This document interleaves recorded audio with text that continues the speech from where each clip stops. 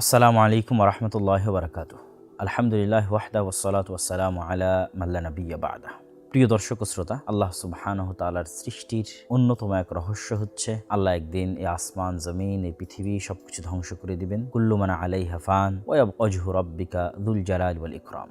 সব ধ্বংস হয়ে যাবে, শুধু আল্লাহ সুবহানাহু তাআলাই থাকবেন। পবিত্র কোরআনের যদি আমরা সম্পূর্ণরূপে সামারি করি, তাহলে দুটি বিষয়ের প্রতি পবিত্র কোরআন সবচেয়ে বেশি ফোকাস দিয়েছে। এক, আল্লাহ সুবহানাহু তাআলার একত্ববাদ, আর দুই, পরকাল, আল ইয়াউমুল আখির, আল্লাহর ওয়াদা। আর আল্লাহর ওয়াদা সত্য। তো আল্লাহ সুবহানাহু তাআলার সেই ওয়াদা, পৃথিবী ধ্বংস হওয়া, এটি একটি চিরন্তন সত্য এবং সকল আসমানি কিতাবের মূল সার নির্যাস যে একদিন এই পৃথিবী ধ্বংস হয়ে যাবে এবং কিয়ামত সংঘটিত হবে, পুনরুত্থান ঘটবে, বিচার হবে। অনেকে হয়তো প্রশ্ন করতে পারেন, এই কিয়ামতের কথা তো আমরা হাজারো লক্ষ বছর থেকে শুনে আসছি, কিয়ামত তো হয় না, কবে হবে? তাদের জন্য রাসূলুল্লাহ সাল্লাল্লাহু আলাইহি ওয়াসাল্লামের পক্ষ থেকে চমৎকার উত্তর আছে যে প্রত্যেক মানুষের মৃত্যুই কামাত কিয়ামতুহু, তার মৃত্যুই তার জন্য কিয়ামত।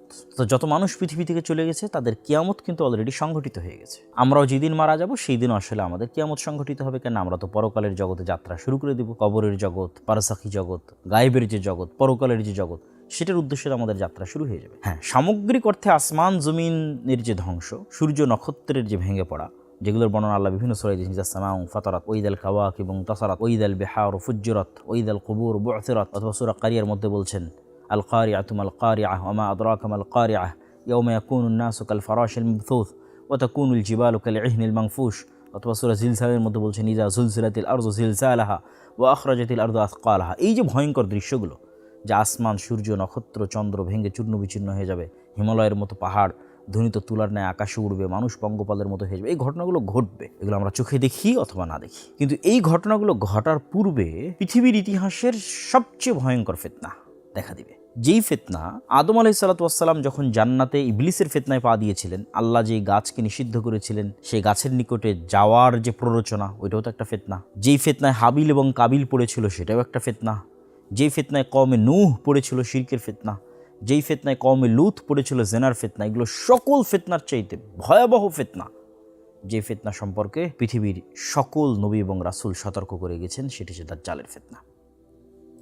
এবং রাসূলুল্লাহ সাল্লাল্লাহু আলাইহি ওয়াসাল্লাম স্পষ্টভাবে বলে গেছেন যে কিয়ামতের পূর্ব মুহূর্তের যে ঘটনাবলীর কথা উনি বলেছেন, কিয়ামত সংঘটিত হতে যদি আর একদিনও বাকি থাকে, তবু এই সবগুলো ঘটনা সংঘটিত হবে। সুতরাং এই বিষয়গুলো অত্যন্ত সিরিয়াস এবং এই বিষয়গুলো আমাদের জানা আরও কেন জরুরি? বর্তমান বিশ্বে সায়েন্স অ্যান্ড টেকনোলজির এই উন্নত প্রযুক্তির যুগে গায়েবের এই বিষয়গুলোকে যেমন একদল মানুষ অস্বীকার করে বসে, একদল মানুষ যেমন তাবিল দূরবর্তী ব্যাখ্যা করে, আর একদল মানুষ তেমন কাল্পনিক সময় নির্ধারণ করে, এতদিনের মধ্যে ইমাম মাহদি আসবে, এতদিনের মধ্যে দাজ্জাল আসবে। এই যে ভ্রান্ত চিন্তা চেতনা, এগুলোর মধ্যে আমাদের সঠিকটা জানার জন্য হলো এই বিষয়ে জ্ঞান অর্জন করতে হবে। দেখেন, কিয়ামত কখন হবে তা মুহাম্মদ সাল্লাল্লাহু আলাইহি সাল্লামও জানতেন না। কিয়ামত কখন হবে তা স্বয়ং ইসরাফিলও জানে না।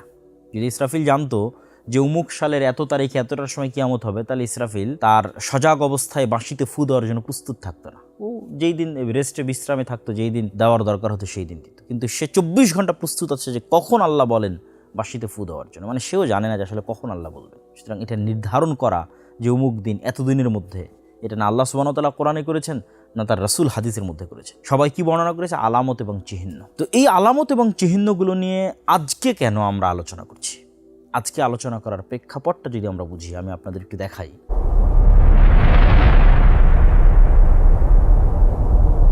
আপনারা আমাদের স্ক্রিনে একটি দৃশ্য দেখতে পাচ্ছেন। বিশ্বের সবচেয়ে বড় পরাশক্তি আমেরিকা এবং সেই পরাশক্তির প্রেসিডেন্ট, অপ্রতিরোধ্য প্রেসিডেন্ট ডোনাল্ড ট্রাম্প, যিনি টুইটারে এবং তার সোশ্যাল প্ল্যাটফর্ম যে ট্রুথ, সেটাতে ভয়ঙ্কর ভয়ঙ্কর হুমকি এবং সকাল সন্ধ্যা হুমকি দেন। কাকে উঠিয়ে নিয়ে আসেন, ঠিক আছে, কার তেল বন্ধ করে দেন, কাকে কোথায় হামলা করেন, একদম টুইটারে তিনি আদেশ দেন এবং ট্রুথে আদেশ দেন, ওপেন সোশ্যাল প্ল্যাটফর্মে। তিনি এইভাবে সম্মিলিত মোনাজাত এবং সম্মিলিত জিকির, আমাদের ভাষায় যদি বলি, মানে খ্রিস্টান ধর্মের আলোকে তিনি বড় বড় খ্রিস্টান পাদ্রীদের একত্রিত করে, আমেরিকার ইতিহাসে ফার্স্ট কোনো প্রেসিডেন্ট, প্রথম কোনো প্রেসিডেন্ট, এইভাবে ধর্মীয় নেতাদের একত্রিত করে হোয়াইট হাউসের মধ্যে এই আমাদের ভাষায় সম্মিলিত মোনাজাত বা সম্মিলিত জিকির, যেটা বাইবেলের আলোকে তাদের যে দোয়া বা মোনাজাত, সেটি তিনি করছেন। শুধু এটিই নয়, আপনারা আরও আশ্চর্য হবেন যে বর্তমান যিনি আমেরিকার প্রতিরক্ষামন্ত্রী, যদিও আমেরিকা তার প্রতিরক্ষা মন্ত্রণালয়ের নাম পরিবর্তন করেছে, সেটার নাম এখন যুদ্ধ মন্ত্রণালয় বা যুদ্ধমন্ত্রী, বর্তমান আমেরিকার যিনি যুদ্ধমন্ত্রী, তিনি তার শরীরে, তার গায়ে, তার বাহুতে কিছু ট্যাটু অঙ্কন করে রেখেছেন, যেই ট্যাটু মুসলমানদের চমকে দেওয়ার মতো। আমরা মুসলমানেরা ছোটোবেলা থেকেই শুনেছি যে দাজ্জালের কপালে কাফের লেখা থাকবে আরবিতে, শুধু মুমিনেরা সেটা দেখতে পাবে। তো এই যুদ্ধমন্ত্রী, প্রতিরক্ষামন্ত্রী তার বাহুতে কাফের আরবিতে স্পষ্টভাবে ট্যাটু করে রেখেছে। তার মানে সেই দাজ্জাল, এটি আমরা বলতেছি না, কিন্তু এই বিষয়গুলো অবশ্যই তার বাহুতে লেখা এই কাফের মুসলমানদেরকে চমকে দেওয়ার মতো। যে রাসূল সাল্লাল্লাহু আলাইহি ওয়াসাল্লামের যে হাদিস আমরা শুনে আসলাম যে দাজ্জালের কপালে লেখা থাকবে কাফের, সেটা কেউ তার শরীরে ট্যাটু করে রাখতেছে এবং একটা বিশ্বের পরাশক্তির এত বড় পর্যায়ের মন্ত্রী, এটা অবশ্যই চিন্তার বিষয়। শুধু তাই নয়, সে কিন্তু অনেক বইও লিখেছে। তার মধ্যে তার অন্যতম একটি বই হচ্ছে আমেরিকান ক্রুসেড, তথা আমেরিকা ধর্মযুদ্ধ করতেছে বা ধর্মযুদ্ধ করা উচিত, এই তত্ত্বের উপর কিন্তু সে একটি বই লিখে ফেলেছে। শুধু এই পর্যন্ত সীমাবদ্ধ নয়, আপনারা সকলে আন্তর্জাতিক প্রতিষ্ঠান অর্থ লেনদেনের, যারা বিদেশ থেকে টাকা পয়সা পাঠান তারা জানেন, পেপ্যালের সহকারী প্রতিষ্ঠাতা এবং এআই ভালো মোটামুটি এআই নিয়ে কাজ করতেছে, আর্টিফিশিয়াল ইন্টেলিজেন্স নিয়ে, পিটার থিয়েল, তার কথা আপনারা অনেকেই জানেন। পিটার থিয়েল কিন্তু ধারাবাহিক সিরিজ আলোচনা করতেছে অ্যান্টি ক্রাইস্টের উপর। অ্যান্টি ক্রাইস্ট মানে দাজ্জালকে বাইবেলের প্রফেসি অনুযায়ী, বাইবেলের ভবিষ্যৎবাণী অনুযায়ী অ্যান্টি ক্রাইস্ট বলা হয় দাজ্জালকে। তো সেটি নিয়ে সে সিরিজ আলোচনা করতেছে, যে সিরিজ আলোচনাগুলোর অসংখ্য ভিডিও এবং অসংখ্য ক্লিপস ইতিমধ্যেই সামাজিক যোগাযোগ মাধ্যমে ভাইরাল। এবং কিছুদিন পূর্বে ইতালির রাজধানী রোমে একটি রুদ্ধদ্বার বৈঠকেও অ্যান্টি ক্রাইস্টের প্রকাশ এবং আশা নিয়ে গোপন আলোচনা বা গোপন বৈঠক হয়েছে, যেটা আমাদের বাংলাদেশেরও বিভিন্ন পত্রিকা রিপোর্ট করেছে। এমনকি প্রথম আলোতে একটা বিশাল রিপোর্টও হয়েছে, ইরান যুদ্ধ নাকি দাজ্জাল তত্ত্বে মোড়া আমেরিকান ক্রুসেড। এবং এই বিশাল রিপোর্টে দাজ্জাল কেন্দ্রিক যে তথ্য বা যে তথ্যগুলো আমি আপনাদের সামনে তুলে ধরলাম, এখন যেগুলো নিয়ে আলোচনা হচ্ছে সেগুলোর মোটামুটি একটা আলোচনা এখানেও আছে, আপনারা পেয়ে যাবেন এখানে। প্রিয় দর্শক ও শ্রোতা, যখন আমাদের নবী মুহাম্মদ সাল্লাল্লাহু আলাইহি ওয়াসাল্লাম পৃথিবীতে আগমন করেন, তার আগে থেকেই পৃথিবীতে কানাঘুষা হচ্ছিল যে শেষ নবী আসবে, শেষ নবীর আসার সময় হয়ে আসতেছে। এবং এই কারণে ইহুদিরা মদিনায় হিজরত করেছিল, তারা জানতো যে এখানে শেষ নবীর আগমন ঘটবে। আমি জানি না পৃথিবীর হিস্ট্রিতে, বিশেষ করে মুহাম্মদ সাল্লাল্লাহু আলাইহি ওয়াসাল্লামের মৃত্যুর পরে গত 1400 বছরে কখনো, মুসলমানেরা তো সবসময় তাদের মধ্যে দাজ্জাল এবং কিয়ামত কেন্দ্রিক আলোচনা, বই পুস্তক, লেখালেখি এগুলো সবসময় হয়েছে, কিন্তু ওয়ার্ল্ড ওয়াইড যে বিশ্বের অন্য ধর্মের মানুষেরাও দাজ্জাল নিয়ে আলোচনা করতেছে, দাজ্জাল নিয়ে লেখালেখি করতেছে এবং তারাও ভাবতেছে যে দাজ্জাল আসবে অথবা আসতেছে, এরকম ধরনের ব্যাপক আলাপ আলোচনা অতীতে কখনো হয়েছে কিনা এটা আমার জানা নেই। এবং এখানে আরও একটি রিপোর্ট আপনারা সকলেই দেখে থাকবেন, আমিও আপনাদের দেখাচ্ছি। কিছুদিন পূর্বে গার্ডিয়ান পত্রিকায় একটি রিপোর্ট হয়, আপনারা দেখতে পাচ্ছেন সেই রিপোর্টটি, যে US troops were told war on Iran was all part of God's divine plan. যে আমেরিকার সেনাবাহিনীরা সাক্ষ্য দিচ্ছে যে এই যুদ্ধটা মূলত আল্লাহ সুবহানাহু ওয়া তাআলার পরিকল্পনা অনুযায়ী হচ্ছে। তারা বলতেছে যে এটা হচ্ছে এন্ড টাইমস, শেষ সময়ের যে যুদ্ধ, এবং এই শেষ সময়ের যুদ্ধকে বাইবেলে আর্মাগেড্ডন বলা আছে এবং সেটিকেও তারা এখানে কানেক্ট করেছে। এই যে আপনারা দেখতে পাচ্ছেন যে বুক অফ রিভেলেশন তথা বাইবেলের যেটা বুক অফ রিভেলেশন, সেখানে যে আর্মাগেড্ডন তথা শেষ সময়ের যে যুদ্ধের কথা বলা হচ্ছে, সেই শেষ সময়ের যুদ্ধ শুরু করার জন্য, সেই এন্ড টাইম শুরু করার জন্য মূলত তারা এই যুদ্ধটা শুরু করেছে। এটা আমরা আপনাদের সামনে তুলে ধরছিলাম গার্ডিয়ান পত্রিকার রিপোর্ট। প্রিয় দর্শক ও শ্রোতা, আমরা ভূমিকা স্বরূপ আপনাদের সামনে কিছু তথ্য তুলে ধরলাম, যেগুলোতে আমরা দেখতে পেলাম যে বর্তমান বিশ্বে শেষ জামানা নিয়ে মুসলমানদের মধ্যে নয়, অন্যদের মধ্যে আলোচনা হচ্ছে এবং তারা সেই শেষ জামানার যুদ্ধগুলো শুরু করতেছে মনে হবে তাদের ধারণা।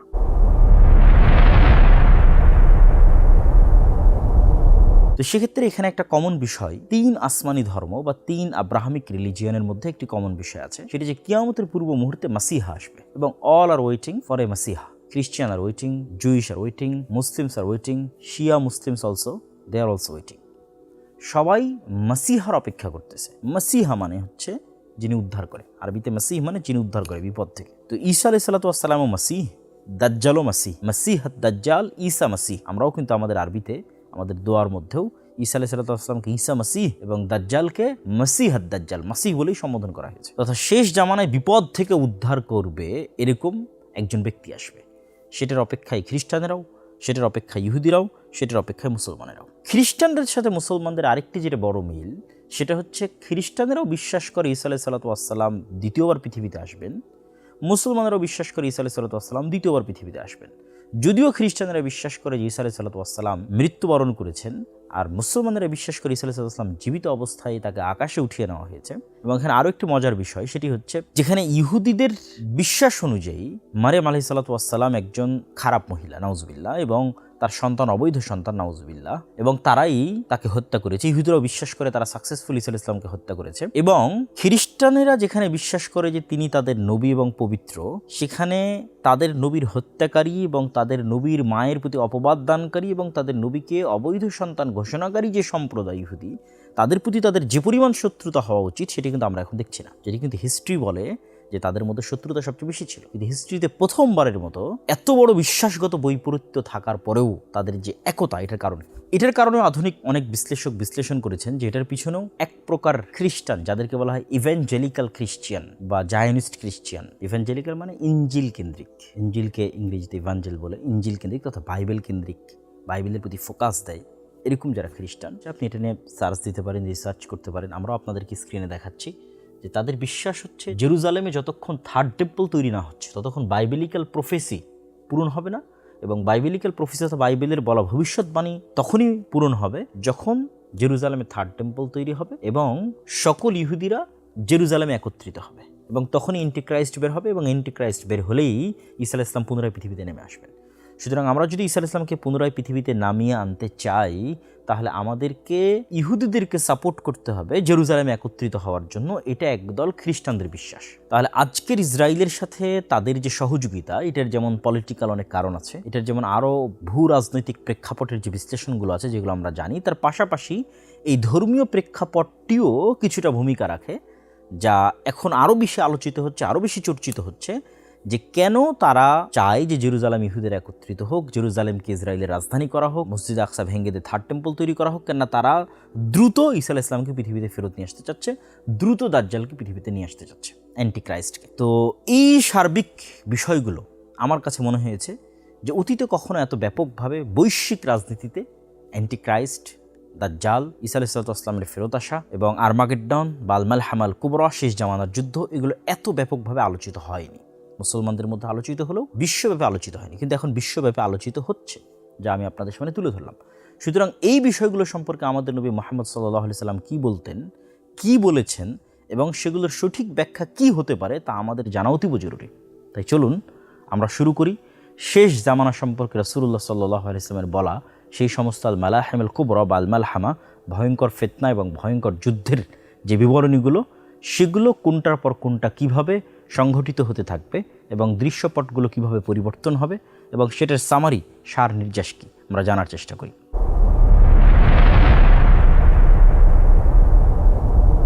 প্রিয় দর্শক ও শ্রোতা, কিয়ামতের পূর্ব মুহূর্তে যে বিষয়গুলো সংঘটিত হবে সে বিষয়ে অসংখ্য হাদিস বিভিন্ন সানাদে বর্ণিত হয়েছে, যেগুলো বিশেষ করে মুহাদ্দিসিনে কেরাম তাদের কিতাবগুলোর মধ্যে কিতাবুল ফিতান নামে অন্তর্ভুক্ত করেছে, এবং কিছু কিছু ইমাম এই নামে আলাদা বইও রচনা করেছে। কিন্তু এগুলোর মধ্যে অসংখ্য জাল, জয়ীফ এবং সানাদের মতভেদ অনেক কিছুই আছে। আমরা যদি প্রত্যেকটা হাদিস ধরে আলোচনা করি, সেটা আপনাদের জন্য বোঝা, চিন্তা করা এবং মিলানো অনেক কঠিন হবে। তো যত হাদিস আমরা শুনে থাকি অথবা যত হাদিস আমরা পেয়ে থাকি, সেগুলোর মধ্যে যেগুলো বেশিরভাগ সহিহ হাদিস এবং বেশি বিশুদ্ধ হাদিস, সেগুলোই আমরা সামনে রাখবো এবং সেগুলোর সামারি, এবং সেই সামারিতে একটার পর একটা কোনটা সংঘটিত হবে সেটার আমার যেটা বুঝ মনে হয়েছে যে এটি বেশি বিশুদ্ধ বা এটি বেশি হাদিস সঙ্গত, সেই ধারাবাহিকতা আমি আপনাদের সামনে তুলে ধরবো। ওই ধারাবাহিকতাতেই হবে সেটি কিন্তু আমারও জানা নাই, বরং আল্লাহ সুবহানাহু ওয়া তাআলা ভালো জানেন যে কোন ধারাবাহিকতায় সেটি সংঘটিত হবে। তো আমরা রাসূলুল্লাহ সাল্লাল্লাহু আলাইহি ওয়াসাল্লামের একটা হাদিস দিয়ে শুরু করি যে তোমরা 6টা জিনিস গণনা করে রাখো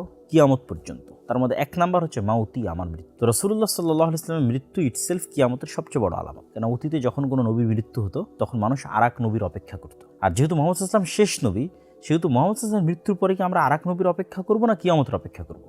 তাহলে সামারি কি দাঁড়াচ্ছে?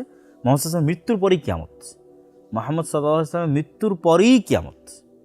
এখন এটাতে 500 বছর 5000 বছর সেটি বিষয় নয়। আগের নবীদের ক্ষেত্রে কি হতো, ওই নবীর পরে আরেক নবী, তারপর আরেক নবী, আর মুহাম্মদ সাল্লাল্লাহু আলাইহি ওয়াসাল্লামের মৃত্যুর পরে কি হচ্ছে? সরাসরি কিয়ামত। তাহলে কিয়ামতের সবচেয়ে বড় আলামত হচ্ছে মুহাম্মদ সাল্লাল্লাহু আলাইহি ওয়াসাল্লামের মৃত্যু এবং মুহাম্মদ সাল্লাল্লাহু আলাইহি ওয়াসাল্লামের পৃথিবীতে আগমন। সেটি কিন্তু সংঘটিত হয়ে গেছে, অলরেডি 1400 বছর পার হয়ে গেছে সেটি। তাহলে আমরা কিসের অপেক্ষা করছি? কিয়ামতেরই অপেক্ষা করছি 1400 বছর থেকে। নতুন কোনো নবীর কিন্তু আমরা অপেক্ষা করছি না। 2 নম্বর তিনি বলেছেন ফাতহু বাইতুল মুকাদ্দাস বা মসজিদ আল আকসা, মসজিদ আকসার বিজয়, যেটি ইতিমধ্যে 2বার সংঘটিত হয়েছে, হয়তো আরও একবার সংঘটিত হবে, আল্লাহ সুবহানাহু ওয়া তাআলা ভালো জানে। ওমর রাদিয়াল্লাহু আনহুর সময় একবার সংঘটিত হয়েছে এবং দ্বিতীয়বার সালাহুদ্দিন আইয়ুবীর সময় সংঘটিত হয়েছে। যদিও এই মসজিদে আকসা বা এই জেরুজালেম নগরী মুহাম্মদ সাল্লাল্লাহু আলাইহি ওয়াসাল্লামের পূর্বেও বহুবার বিজয় হওয়া এবং না হওয়া কেন্দ্রিক হিস্ট্রি আছে। স্বয়ং রাসূল সাল্লাল্লাহু আলাইহি ওয়াসাল্লামের যুগে আছে, যেটা আমি আমার বই ফিলিস্তিনে বিস্তারিত আলোচনা করেছি, ওখান থেকে আপনারা এই বিষয়টা দেখে নিতে পারেন। 3 নম্বর, রাসূলুল্লাহ সাল্লাল্লাহু আলাইহি ওয়াসাল্লাম বললেন যে ভয়ঙ্কর মহামারী। অনেকেই ওমর রাদিয়াল্লাহু তাআলার যুগে সিরিয়াতে একটা ভয়ঙ্কর মহামারী হয়েছিল, অনেক আলেম ওলামা বলে থাকেন যে এটি সেই মহামারী। আবার যুগের পরিক্রমায় গত 1400 বছর অনেক মহামারী হয়েছে, সেগুলোকেও অনেকেই রাসূল সাল্লাল্লাহু আলাইহি ওয়াসাল্লামের হাদিসে বর্ণিত সেই মহামারীর সাথে তুলনা করেছেন। আমরাও কিছুদিন পূর্বে একটি মহামারী অতিক্রম করে আসলাম, করোনা মহামারী। অথবা আরও পরে আরও ভয়ঙ্কর মহামারী আসতে পারে, যে মহামারীতে পৃথিবীর 1/4, 1/3, অর্ধেকের বেশি মানুষ হয়তো পৃথিবী থেকে হারিয়ে যেতে পারে, এখন যে মানুষ আছে তাদের মধ্যে থেকে। তাহলে তারপর আসলাম বললেন মহামারী। তারপরে তিনি বললেন সুম্মা ফিতনাতুন, এমন এক ফিতনা লা ইয়াবকা, বাকি থাকবে না। বাইতুন, যারা বুঝেন যে নাকেরা, তানবিন এটি নাকেরার আলামত, এবং নাকেরা মানে হচ্ছে একটা ছোট্ট ঘরও বাকি থাকবে না, তথা সকল ঘর। লা ইয়াবকা বাইতুম মিনাল আরব ইল্লা, এবং লা আর ইল্লা যদি একত্রিত আসে তাহলে সেটা ইস্তেগরাকের ফায়দা দেয়, তথা একটা ঘরও বাদ যাবে না, লিটারেলি একটি ঘরও মুক্ত থাকবে না। আরবের প্রত্যেক ঘরে, রাসূল নির্দিষ্ট করে দিলেন আল আরব, আরবের প্রত্যেক ঘরে একটা ফিতনা প্রবেশ করবে। অনেক আলেম ওলামা ব্যাখ্যা করেছেন যে এই ফিতনা হচ্ছে আজকের যুগের মোবাইল বা আজকের যুগের ইন্টারনেট, সামাজিক যোগাযোগ মাধ্যম। কিন্তু আমার মনে প্রশ্ন তৈরি হয় যে এই ইন্টারনেট, সামাজিক যোগাযোগ মাধ্যমের ফিতনা তো পৃথিবীর সকল ঘরে প্রবেশ করেছে, আর রাসূলুল্লাহ সাল্লাল্লাহু আলাইহি ওয়াসাল্লাম তো এখানে বলেছেন আল আরব, নির্দিষ্ট করেছেন সারা পৃথিবী নয়, শুধু আরবের প্রত্যেক ঘরে প্রবেশ করবে। তো এখানে আরও একটি ব্যাখ্যা আমরা দাঁড় করাতে পারি যে কোরআন এবং হাদিসে যেখানেই ফিতনা শব্দটি ব্যবহৃত হয়েছে, ফিতনা আরও অনেক জায়গায় ফিতনা ব্যবহৃত হয়েছে, যেমন ওমর রাদিয়াল্লাহু তাআলা হচ্ছেন ফিতনার দরজা, সেখানে ফিতনা ব্যবহৃত হয়েছে। তারপরে হচ্ছে ওসমান রাদিয়াল্লাহু তাআলার মৃত্যুর পর সাহাবীরা এবং তাবিরা হাদিস বর্ণনাকারীর নাম জিজ্ঞেস করতেন, তো ওখানে জিজ্ঞেস করা হচ্ছে মানে বাদ আল ফিতনা, ফিতনার পরে। তো ফিতনা মানে এই সকল জায়গায় ফিতনা দ্বারা উদ্দেশ্য করা হয়েছে মারামারি, গণ্ডগোল, যুদ্ধ, বিগ্রহ, হত্যা, রাহাজানি। তো সাধারণত ফিতনা বলতে কোরআন এবং হাদিসে কিন্তু অন্যান্য জায়গায় এটি মূল উদ্দেশ্য হয়।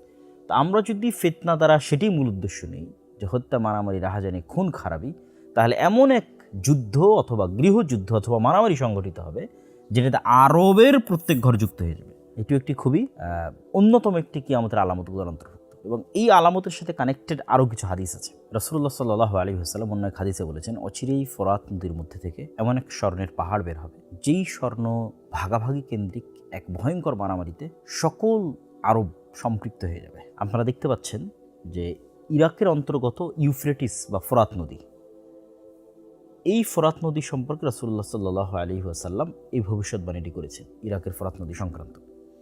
তো সেক্ষেত্রে অনেক আলেম ওলামা এটির ব্যাখ্যা করেছেন যে এখানে সত্যিকার অর্থে একদিন স্বর্ণের পাহাড় বের হবে, আর এটি অসম্ভব কিছু নয়।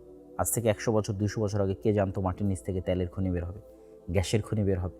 এটা যেমন আজ থেকে 500 বছর আগের মানুষের কাছে অসম্ভব ছিল, হয়তো আমাদের কাছে অসম্ভব মনে হচ্ছে যে ফোরাত নদী থেকে কীভাবে স্বর্ণের পাহাড় বের হবে, কিন্তু একদিন বাস্তবিক হবে। অথবা কিছু আলেম ওলামা ব্যাখ্যা করেছেন যেখানে স্বর্ণ দ্বারা মূল্যবান কিছু উদ্দেশ্য, দামি কিছু উদ্দেশ্য, যেমনটা আমরা আমাদের পরিভাষায় দামি কোনো কিছুকে স্বর্ণের সাথে তুলনা করে থাকি। তো সেক্ষেত্রে যদি আমরা তেলের কথা চিন্তা করি, তাহলে আজকের এখন যে যুদ্ধ ইরান আমেরিকা অথবা আমেরিকা ভেনেজুয়েলা যে যুদ্ধ, সেটি থেকে আমরা অন্তত দেখতেছি, এবং পেট্রোল পাম্পগুলোতে যে বিশাল লম্বা লাইন এবং তেলের যে সংকট আমরা আমাদের এই সময়ে এখন দেখতেছি, সেটা থেকে আমরা বুঝতেছি যে তেল স্বর্ণের চেয়েও দামি। কারণ আজকে যদি জ্বালানি বন্ধ হয়ে যায়, গ্যাস এবং তেল বন্ধ হয়ে যায়, তাহলে পৃথিবী 100 বছর পূর্বে ফিরে যাবে। বিদ্যুৎ উৎপাদন হবে না, বিদ্যুৎ উৎপাদন না হলে আপনার মোবাইল কম্পিউটার কিছু চলবে না, মোবাইল কম্পিউটার কিছু না চললে, গাড়ি ঘোড়া না চললে, বিমান না চললে, পানি জাহাজ না চললে, আপনি কল্পনা করেন পৃথিবী 500 বছর পূর্বের যে গরুর গাড়ি এবং ঘোড়ার যুগ, সেটাতে ফেরত চলে যাবে। তাহলে আজকের জ্বালানি কিন্তু আমরা দেখতেছি স্বর্ণের চেয়েও দামিতে পরিণত হয়েছে। তাহলে যদি ওই ব্যাখ্যা গ্রহণ করা হয় যে দামি কিছু, তাহলে সেটি জ্বালানি হওয়াও অসম্ভব কিছু নয়। তবে আমরা হাদিসকে হাদিসের প্রকাশ্য অর্থের উপর রাখাকেই সমীচীন মনে করি। হাদিস রাসূল সাল্লাল্লাহু আলাইহি ওয়াসাল্লাম স্পষ্টভাবে যাহাব, স্বর্ণ শব্দটি ব্যবহার করেছেন। চলেন একটু হাদিসটা দেখি। রাসূলুল্লাহ সাল্লাল্লাহু আলাইহি ওয়াসাল্লাম হাদিসে বলছেন যে ইউশিকুল ফরাত, অচিরে ফরাত নদী থেকে আইয়াহসারা আন জাবালিন, একটি পাহাড় প্রকাশ পাবে, মিন যাহাবিন, স্বর্ণের। স্পষ্টভাবে তিনি স্বর্ণের বলেছেন। হাদিসের যতগুলো রিওয়ায়াত আছে, প্রায় সকল রিওয়ায়াতে যে আন জাবালিন মিন যাহাবিন, সবগুলোতে আন কানজিন মিন যাহাবিন, স্বর্ণের পাহাড় অথবা স্বর্ণের কানজ বা স্বর্ণের খাজানা বা স্বর্ণের খনি বের হবে। এবং মানুষ সেটি নিয়ে যুদ্ধ করবে ভয়াবহ, সেটিও সেখানে উল্লেখ আছে। তো সেক্ষেত্রে আমরা হাদিসটিকে হাদিসের প্রকাশ্য অর্থের উপর রাখাকেই বেশি সমীচীন মনে করি। আল্লাহু আ'লাম বিসওয়াব।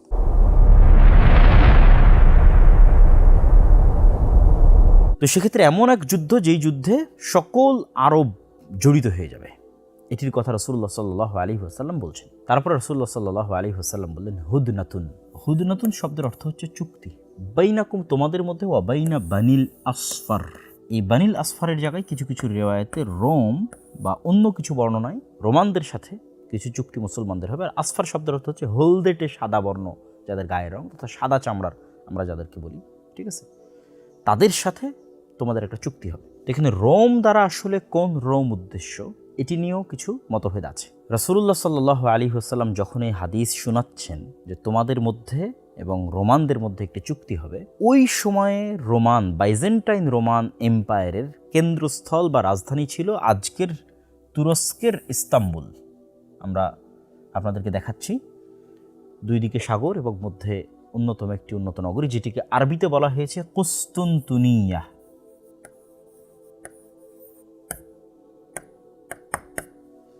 এবং ইংরেজিতে বলা হয় কনস্টান্টিনোপল, এবং আমরা চিনি ইস্তাম্বুল নামে। আর যদি আমরা সরাসরি রোম দ্বারা ইতালির রাজধানী রোম ধরি, এই যে ইতালি এবং ইতালির রাজধানী রোম, এটি যদি আমরা গণ্য করি, অনেকে এটিকে ব্যাখ্যা করেছেন, তাহলে ওখানে ইস্তাম্বুল এবং এখানে রোম। যে সময় রাসূল সাল্লাল্লাহু আলাইহি ওয়াসাল্লাম এই হাদিসটি বলছেন, ওই সময়ে বাইজেন্টাইন রোমান এম্পায়ারের অধিকাংশই ছিল অর্থোডক্স খ্রিস্টান। যেমন সহিহ বুখারীর যে হাদিসগুলোতে প্যাট্রিক বা প্যাট্রিয়ক, এই প্যাট্রিয়ক কিন্তু ইতালির রোমে না, ইতালির রোমে আছে পোপ, আর প্যাট্রিয়ক আছে কোথায়, সেটি হচ্ছে রাশিয়া। এই যে আমরা মস্কো দেখতে পাচ্ছি, রাশিয়া, এবং রাশিয়ার প্রেসিডেন্ট ভ্লাদিমির পুতিন, তিনিও অর্থোডক্স খ্রিস্টান পাদ্রীদের দ্বারা অনেক বেশি প্রভাবিত। তাহলে যেই সময় রাসূল সাল্লাল্লাহু আলাইহি ওয়াসাল্লাম বলছেন, ওই সময় বাইজেন্টাইন এম্পায়ার, যেটা তুরস্কের রাজধানী ইস্তাম্বুল, যেটা আমরা আপনাদেরকে ইন্ডিকেট করে দিলাম, আর ইতালির রাজধানী রোম আর এই মস্কো। তো রোম দ্বারা যদি ইতালির রাজধানী রোম উদ্দেশ্য হয়, তাহলে পুরো ইউরোপ। আর যদি আমরা অর্থোডক্স খ্রিস্টান উদ্দেশ্য নেই, তাহলে রাশিয়া। তো যখন রোমানদের সাথে মুসলমানদের একটি চুক্তি হবে, তখন তারা একত্রিত অবস্থায় তৃতীয় আর এক শত্রুর বিরুদ্ধে যুদ্ধ করবে। এটি ইন্ডিকেট করা খুব কঠিন যে সেই তৃতীয় শত্রু কারা। মানে আমরা যদি আজকের বিশ্ব ব্যবস্থা অনুযায়ী চিন্তা করি, এটাই যে সংঘটিত হবে তা কিন্তু নয়। আজ থেকে 1000 বছর আগে পৃথিবীর বিশ্ব ব্যবস্থা এরকম ছিল না, আজ থেকে 500 বছর আগে পৃথিবীর বিশ্ব ব্যবস্থা এরকম ছিল না। তাহলে প্রত্যেক আলেম তার যুগ অনুযায়ী যদি চিন্তা করে যে তাহলে আজকের রোমান কারা এবং আজকের তৃতীয় শত্রু কারা হতে পারে, আজ থেকে 500 বছর পরে পৃথিবীর প্রেক্ষাপট চেঞ্জ হয়ে যেতে পারে, তখন অন্য কাউকে তৃতীয় শত্রু মনে হতে পারে। কিন্তু এই ঘটনা অবশ্যই ঘটবে। রাসূল সাল্লাল্লাহু আলাইহি ওয়াসাল্লাম বলছেন যে কিয়ামত সংঘটিত যদি একদিনও বাকি থাকে, তো বইটি সংঘটিত হবে। তা আমরা যেহেতু আমাদের পরের ভবিষ্যতের কথা বলতে পারবো না, এখনকার প্রেক্ষাপটের আলোকে যদি আমরা রোম দ্বারা ইতালির রোম উদ্দেশ্য নেই, তাহলে ইউরোপের সাথে মুসলমানদের একটা চুক্তি হবে। আর তৃতীয় শত্রু যদি আমরা চিন্তা করি, তাহলে সেই তৃতীয় শত্রু মস্কো হতে পারে, তৃতীয় শত্রু চায়নাও হতে পারে, তৃতীয় শত্রু ইসরায়েলও হতে পারে, তৃতীয় শত্রু পারস্য হতে পারে, তৃতীয় শত্রু হিন্দুরাও হতে পারে, ঠিক আছে। তৃতীয় শত্রু আমেরিকা ইসরায়েলের সম্মিলিত শক্তিও হতে পারে। আর যদি আমরা চিন্তা করি রোম দ্বারা আজকের বিশ্ব অনুযায়ী এটি হবে, তা কিন্তু বলতেছি না, কেননা 500 বছর আগে একরকম ছিল, আজ আর একরকম, আজ 500 বছর আর একরকম হবে। যদি চিন্তা করি যে না মস্কো রাশিয়া, তাহলে মুসলমানদের সাথে মস্কো রাশিয়া বা সেই কেন্দ্রিক যে জোট, তারা একত্রিত হবে। আর তৃতীয় শত্রু তাহলে ইউরোপ, তৃতীয় শত্রু তাহলে আমেরিকা। আল্লাহু আ'লাম, সকল কিছুরই সম্ভাবনা আছে। এই যে যুদ্ধের বর্ণনা রাসূলুল্লাহ সাল্লাল্লাহু আলাইহি ওয়াসাল্লাম দিচ্ছেন, যে রোমান খ্রিস্টানেরা এবং মুসলমানেরা একত্রিত হয়ে এক তৃতীয় শত্রুর বিরুদ্ধে যুদ্ধ করবে, এবং সেই তৃতীয় শত্রুর বিরুদ্ধে তোমরা বিজয় অর্জন করবে। এই বিজয় অর্জনের পর একজন খ্রিস্টান ক্রোশ উত্তোলন করে বলবে, ক্রোশ চিহ্ন, যে এই ক্রোশের কারণেই আমাদের বিজয় হয়েছে, এই ক্রস চিহ্নের কারণেই আমাদের বিজয় হয়েছে। তখন আর এক মুসলমান উঠে তার ইমানি জাজবার কারণে সে বলবে না, আল্লাহর সহযোগিতা আমার বিজয় হয়েছে, এবং সেটা ভেঙে দেবে। তখনই এই যে রোমান খ্রিস্টানদের সাথে মুসলমানদের যে একটা চুক্তি হলে, চুক্তিটা ভেঙে যাবে। রাসূলুল্লাহ সাল্লাল্লাহু আলাইহি ওয়াসাল্লাম বলছেন, ওই দিন রোমান খ্রিস্টানদের 80টি পতাকা থাকবে, এবং প্রত্যেক পতাকার অধীনে 12,000 সেনাবাহিনী থাকবে। 12,000, 80টি পতাকার অধীনে রোমান খ্রিস্টানরা একত্রিত হবে। 80টি পতাকার দ্বারা যদি আমরা 80টা দেশ উদ্দেশ্য নিয়ে হতেও পারে, আল্লাহু আ'লাম, আল্লাহ সুবহানাহু ওয়া তাআলা ভালো জানেন। প্রত্যেক পতাকার অধীনে 12,000 করে সৈন্যবাহিনী থাকবে। তাহলে ইন টোটাল 12,000 গুণ 80 দিলে 9,60,000, তথা প্রায় 10 লক্ষ, প্রায় 10 লক্ষ নগদ ইনফ্যান্ট্রি তথা একদম যোদ্ধা, তারা মুসলমানদের মুখোমুখি হবে। কোন জায়গায় মুখোমুখি হবে এটি রাসূল সাল্লাল্লাহু আলাইহি ওয়াসাল্লাম অন্য আর এক হাদিসে বলে দিয়েছেন। তিনি বলেছেন, ততদিন পর্যন্ত কিয়ামত হবে না যতদিন তোমরা এবং রোমানরা মুখোমুখি না হচ্ছ আমাক এবং দাবেক নামক জায়গায়। চলুন দেখে আসি সেই জায়গাটা কোথায়।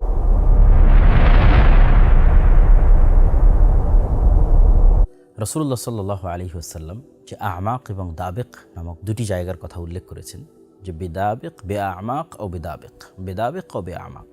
এখন অনুসন্ধান করলে যেটি দেখা যায় যে এটি মূলত সিরিয়া এবং তুরস্কের সীমান্তবর্তী অঞ্চল। আজকের তুরস্কের সীমানা এবং আজকের সিরিয়ার সীমানা আপনারা এই যে দেখতে পাচ্ছেন দাবেক, এবং এই যে হালবকে ইংরেজিতে বলে আলেপ্পো, এটা সিরিয়ার তুরস্ক সীমান্তবর্তী শহর। এবং এই যে ইদলিব, এখনকার সিরিয়ার যারা মুজাহিদ, যারা বিজয়ী হলো আহমদ আশারা, তারা কিন্তু এই অঞ্চল থেকে উঠে এসেছে। এই ইদলিব, এই হালব, এখান থেকে উঠে এসে পরে তারা দামেস্ক বিজয় করেছে, এবং এখানে থাকা অবস্থাতেই তারা তুরস্কের যে সহযোগিতা সেটা কিন্তু তারা রিসিভ করতো। আর কিছু কিছু আলেমের মত অনুযায়ী এটি হচ্ছে আমাক দ্বারা আন্তাকিয়া উদ্দেশ্য, এটাও সিরিয়া এবং তুরস্কের সীমান্তবর্তী অঞ্চল। অনেকের নিকটে আমাক দ্বারা এই আন্তাকিয়া উদ্দেশ্য, এটিও এই হালব এবং ইদলিব তার নিকটবর্তী, যদিও এটা এখন বর্তমান তুরস্কের সীমানায় পড়ে, কিন্তু তুরস্ক এবং সিরিয়ার যে সীমানা আছে, যেটি হচ্ছে তুরস্ক এবং সিরিয়ার সীমানা, এই পারে হচ্ছে সিরিয়া আর এই যে পারে হচ্ছে তার্কি। এক কথায় বোঝা যাচ্ছে যে আমরা দাবেক ধরি, হালবের নিকটবর্তী অথবা ইদলিবের নিকটবর্তী আন্তাকিয়া ধরি, এই এরিয়াটা তুরস্ক এবং সিরিয়ার সীমান্তবর্তী অঞ্চলে একটি ভয়ঙ্কর এবং ভয়াবহ যুদ্ধ হবে। এবং এই যুদ্ধের অন্য হাদিস রাসূলুল্লাহ সাল্লাল্লাহু আলাইহি ওয়াসাল্লাম যে বর্ণনা দিয়েছেন, আমাক এবং দাবেক নামক জায়গার কথা বলেছে, এই দুটো জায়গা আমরা কিন্তু দেখে আসলাম। এখানে রাসূল সাল্লাল্লাহু আলাইহি ওয়াসাল্লাম বলছেন, এই যুদ্ধে ফায়াখরুজু লাহুম জাইশুম মিনাল মাদিনা, এই যুদ্ধে অংশগ্রহণ করার জন্য মদিনা থেকে, এটা কিন্তু সহিহ মুসলিমের হাদিস, সকল হাদিস গ্রন্থে আছে, মদিনা থেকে খিয়ারু আহলিল আরজ, তৎকালীন বিশ্বের সর্বশ্রেষ্ঠ মানুষ, সবচেয়ে তাকওয়াবান, সবচেয়ে পরহেজগার, সবচেয়ে আল্লাহওয়ালা মানুষরা, মুজাহিদরা মদিনা থেকে বের হয়ে আসবে এই যুদ্ধে অংশগ্রহণ করার জন্য। এবং মদিনাবাসী যেন এই যুদ্ধে অংশগ্রহণ না করে, এই জন্য রোমানরা তাদেরকে বলবে, এই যে রোম, এখানে আরবিতে লেখা আছে রোম, মদিনাবাসী যেন এই যুদ্ধে সিরিয়াবাসীর সাথে অংশগ্রহণ না করে, এই জন্য রোমানরা বলবে, যাদের কাছে আমাদের বন্দী আছে, আবার কেউ ব্যাখ্যা করেছে যারা আমাদের দিন ত্যাগ করে দিয়েছে, দুই ধরনের ব্যাখ্যা আছে, তাদের সাথে আমরা যুদ্ধ করতে চাই, আমরা সিরিয়াবাসীর সাথে যুদ্ধ করতে চাই, তোমাদের সাথে নয়। কিন্তু মদিনাবাসী বলবে যে না, আমরা আমাদের ভাইদেরকে তোমাদের জন্য ছেড়ে দিব না, এবং তারা একত্রিত হয়ে এই যুদ্ধে অংশগ্রহণ করবে। তথা মদিনা এবং সিরিয়া এই যুদ্ধের অন্যতম একটি পার্ট। সিরিয়ার মানুষ এবং মদিনার মানুষ, তাদের মহব্বত, তাদের ভালোবাসা, তাদের আকীদা, তাদের আমল এই যুদ্ধের অন্যতম বড় একটি অংশ। এই যুদ্ধে মুসলমানেরা 3 ভাগে বিভক্ত হবে, রাসূল সাল্লাল্লাহু আলাইহি ওয়াসাল্লাম বলেছেন, এই যে এখানে সুলুসুন, 3 ভাগে বিভক্ত হবে। 3 ভাগের 1 ভাগ শহীদ হবে, হুম আফজালুশ শুহাদা, পৃথিবীর সর্বশ্রেষ্ঠ শহীদ, ইনদাল্লাহ, আল্লাহর নিকটে। এবং 3 ভাগের 1 ভাগ এই যুদ্ধ থেকে পালিয়ে আসবে, লা ইয়াতুবুল্লাহু আলাইহিম আবাদান, কোনো দিন আল্লাহ তাদের তওবা কবুল করবে না, আবাদা, কোনোদিন আল্লাহ তাদের তওবা কবুল করবে না। 3 ভাগের 1 ভাগ, 3 ভাগের 1 ভাগ পালিয়ে গেল, 3 ভাগের 1 ভাগ শহীদ হলো, আর বাকি 3 ভাগ সুলুসুল আখির, তাদেরকে আল্লাহ বিজয় দান করবে। এবং এই পরবর্তী যে 3 ভাগ, লা ইফতানুনা আবাদা, তারা পরবর্তীতে কখনো আর ফিতনায় পতিত হবে না। মানে পরবর্তীতে যে দাজ্জালের ফিতনা আসবে, ইয়াজুজ মাজুজের ফিতনা আসবে, পৃথিবীর ভয়ঙ্কর ভয়াবহ ফিতনা আসবে, এই বিজয়ী দল আর কোনো ফিতনা তাদেরকে স্পর্শ করতে হবে, তারা বিজয়ী থাকবে, ফিতনা মুক্ত থাকবে। এই বিজয়ী দল ইফতাতিহুনা কুসতুনতুনিয়া, এই বিজয়ী দল কুসতুনতুনিয়া, কনস্টান্টিনোপল বিজয় করবে। আপনারা অনেকেই জানেন যে কনস্টান্টিনোপল কিন্তু ইতিমধ্যেই বিজয় হয়েছে। সুলতান মুহাম্মদ আল ফাতেহ, তিনি উসমানী খেলাফতের অন্যতম একজন বাদশাহ খলিফা, তিনি কিন্তু কনস্টান্টিনোপল বিজয় করেছেন। এবং কনস্টান্টিনোপল বিজয়ের সুসংবাদ রাসূল সাল্লাল্লাহু আলাইহি ওয়াসাল্লাম অনেক হাদিসে মুসলমানদের দিয়ে গেছে। এই জন্য কনস্টান্টিনোপল বিজয় করার জন্য বহু সাহাবী, বহু মুজাহিদ দীর্ঘদিন যাবৎ তারা সীমান্তে, সিরিয়ার সীমান্তে কিন্তু চেষ্টা করতেন, সফল হতে পারতেন না। কিন্তু সুলতান মুহাম্মদ আল ফাতেহ কিন্তু সফল হয়েছেন। কিন্তু এই বিজয় কিন্তু সেই বিজয় নয়, কেন অলরেডি সেই বিজয়ের পার হওয়া 500 বছর হয়ে গেছে। আর এখানে যেই বিজয়ের কথা বলতেছে, এই বিজয়ের পরেই মূলত দাজ্জাল, মাসিহ আদ-দাজ্জাল বের হবে। তাহলে এটা এমন এক বিজয়, যেই বিজয়ের পরে দাজ্জাল বের হবে, তাহলে ওই বিজয় সেই বিজয় নয়। তাহলে বোঝা যাচ্ছে এই হাদিস থেকে একটা জিনিস আমরা বুঝতে পারতেছি, আজকের যেই ইস্তাম্বুল, তুরস্কের রাজধানী, কনস্টান্টিনোপল বা কুস্তুনতুনিয়া বা আজকের তুরস্ক, এটা মুসলমানদের হাতে থাকবে না। অবশ্যই কোনো না কোনোভাবে এটা মুসলমানদের হাত ছাড়া হবে বা অন্যের দখলে চলে যাবে, জোরপূর্বক যেভাবেই হোক। তাহলেই তো মুসলমানরা সেটিকে বিজয় করবে, তথা কিয়ামতের পূর্ব মুহূর্তে আর একবার মুসলমানরা তুরস্ক বিজয় করবে। তথা এখন যে তুরস্ক মুসলমানদের হাতে আছে, এই তুরস্ক মুসলমানদের হাতে থাকবে না। এই যুদ্ধের অন্য হাদিসগুলোতে রাসূলুল্লাহ সাল্লাল্লাহু আলাইহি ওয়াসাল্লাম বলেছেন যে এই যুদ্ধে এত মানুষ মারা যাবে, এত মানুষ মারা যাবে যে পাখি যদি 1 মাস আকাশে উড়ে সে লাশের সারি শেষ করতে পারবে না, যে লাশের দুর্গন্ধহীন কোনো একটা জায়গায় থামবে পাবে না, আকাশ থেকে মৃত অবস্থায় পড়ে যাবে। মানুষ ওয়ারিস খুঁজে পাবে না যে তার সম্পদের ওয়ারিস কে হবে। কোনো একটা বংশে যদি 100 মেম্বার থাকে, 99 জন মারা যাবে, 1 জন বেঁচে থাকবে। এত ভয়াবহ এবং ভয়ঙ্কর যুদ্ধ হবে এই যুদ্ধ। এবং এখানে আরও একটা বিষয় আপনাদের তুলে ধরি যে এই যুদ্ধের সাথে অন্য আর কিছু হাদিসকে যদি ইনক্লুড করি তাহলে বোঝা যায় যে এই যুদ্ধের পরপরই মুসলমানদের এই বিজয় কাফেলা রোম পর্যন্ত পৌঁছে যেতে পারে। কিছু কিছু হাদিসে বলা আছে ইতালির রাজধানী রোম। হাদিসগুলোর সহিহ জয়ীফ নিয়ে মতভেদ থাকতে পারে। আবার এই বিজয় কাফেলা কিন্তু মসজিদে আকসাও বিজয় করতে পারে, বা মসজিদে আকসা তো মুসলমানদের শাসন ব্যবস্থা থাকতে পারে। এই যুদ্ধ সম্পর্কে তথা কুস্তুনতুনিয়া বিজয় সম্পর্কে আরেকটি গুরুত্বপূর্ণ হাদিস আছে। রাসূলুল্লাহ সাল্লাল্লাহু আলাইহি ওয়াসাল্লাম বলছেন, তোমরা এমন একটি শহরের কথা জানো যে শহরের এক পাশে সমতল আর এক পাশে সমুদ্র। প্রায় সকল আলেম ওলামা একমত যে এই শহর হচ্ছে কুস্তুনতুনিয়া। তো রাসূলুল্লাহ সাল্লাল্লাহু আলাইহি ওয়াসাল্লাম বলছেন, লা তাকুমুস সাআহ, ততদিন পর্যন্ত কিয়ামত হবে না যতদিন না ইসহাক আলাইহিস সালাতু ওয়াস সালামের বংশের 70,000 মানুষ এই শহরকে বিজয় করার জন্য যুদ্ধ না করেন। কিন্তু সবচেয়ে মজার বিষয় হচ্ছে তারা এই যুদ্ধ লাম ইউকাতিলু বিসিলাহিন, কোনো অস্ত্র দিয়ে করবে না। তো তাদের কোনো তরবারি বা অন্য কোনো অস্ত্র, রাইফেলগুলি কিছু থাকবে না, এবং তারা কোনো তীরও নিক্ষেপ করবে না। ওয়ালা বিসাহমিন, কোনো তীরও নিক্ষেপ করবে না। তাহলে যুদ্ধটা বিজয় হবে কিভাবে? তারা শুধু লা ইলাহা ইল্লাল্লাহ আল্লাহু আকবার এই আওয়াজ দিবে, এবং এই আওয়াজে শহরের দেওয়াল পড়ে যাবে। প্রথম আওয়াজে প্রথম, দ্বিতীয়, তৃতীয়, এবং এইভাবে তাদের জন্য এই শহরে প্রবেশ সহজ হবে এবং এই সহজকে তারা বিজয় করবে। তো আলেম ওলামাদের ব্যাখ্যা অনুযায়ী যে রোমে তথা সিরিয়া এবং তুরস্কের সীমান্তবর্তী অঞ্চলে রোমানদের সাথে যে ভয়ঙ্কর যুদ্ধটা হবে, ওই যুদ্ধে বিজয়ের পর মুসলমানেরা যখন কুস্তুনতুনিয়া শহরে প্রবেশের জন্য যাবে, কেননা এখন যেখানে রোমানদের সাথে যুদ্ধের যে জায়গাটা আমরা দেখতেছি সেখান থেকে কুস্তুনতুনিয়া শহর কিন্তু অনেক দূরে। তো এই যুদ্ধে পরাজয়ের পর সামনে আরও বিজয় অভিযান চলতে থাকবে। বিজয় অভিযান করতে করতে করতে করতে একটা পর্যায়ে গিয়ে তারা কুস্তুনতুনিয়াতে প্রবেশ করবে। তো যখন তারা কুস্তুনতুনিয়াতে প্রবেশ করবে তখন কুস্তুনতুনিয়ার যে শহর রক্ষা দেওয়াল বা প্রাচীর আছে সেটিকে ধ্বংস করার জন্য তাদের আলাদা কোনো অস্ত্র ব্যবহার করতে হবে না, যে আমরা এটা ভাঙবো, কোনো অস্ত্র ব্যবহার করে না। তারা শুধু মুখের তাকবীর দেওয়ার মাধ্যমে লা ইলাহা ইল্লাল্লাহ আল্লাহু আকবার বলবে, এই বলাতেই দেওয়াল ভেঙে পড়ে যাবে এবং তারা কুস্তুনতুনিয়া শহরের মধ্যে বিজয়ী বেশে প্রবেশ করবে। এখানে যে যুদ্ধ, এই যুদ্ধের পরপরই মুসলমানেরা তাদের গনিমতের মাল বন্টনের জন্য তাদের তরবারিকে জাইতুন গাছের সাথে ঝুলিয়ে রাখবে, এবং জাইতুন গাছের সাথে ঝুলিয়ে রাখার পরপরই এই যে সুয়ুফাহুম বিজাইতুন, এটার থেকে অনেক উদ্দেশ্য নিয়েছেন যে এই যুদ্ধটা তরবারি দিয়ে হবে। তরবারি জাইতুন গাছে ঝুলিয়ে থাকবে, শয়তান চিৎকার করে বলবে তোমাদের বাড়িতে দাজ্জাল প্রবেশ করে গেছে। কিন্তু এটা মিথ্যা হবে, তখনও দাজ্জাল বের হয়নি। তখন এই সেনাবাহিনীর মধ্যে থেকে অন্য হাদিসে রাসূলুল্লাহ অন্য রিওয়ায়াতে বলেছেন 10 জন অশ্বারোহী রওনা দিবে দাজ্জালের অনুসন্ধানে। আল্লাহ নবী বলছেন ওই 10 জনের নাম, তাদের বাপ দাদার নাম, তাদের ঘোড়া, তাদের গায়ের রং সব আমি বলে দিতে পারবো। তো তারা যখন দাজ্জালের অনুসন্ধানে রওনা দিবে, ইতিমধ্যেই সত্যি সত্যি দাজ্জাল তথা এই মুজাহিদরা রিটার্ন ব্যাক যখন দামেস্কে করবে, ততদিনে সত্যি সত্যি দাজ্জাল বের হয়ে যাবে।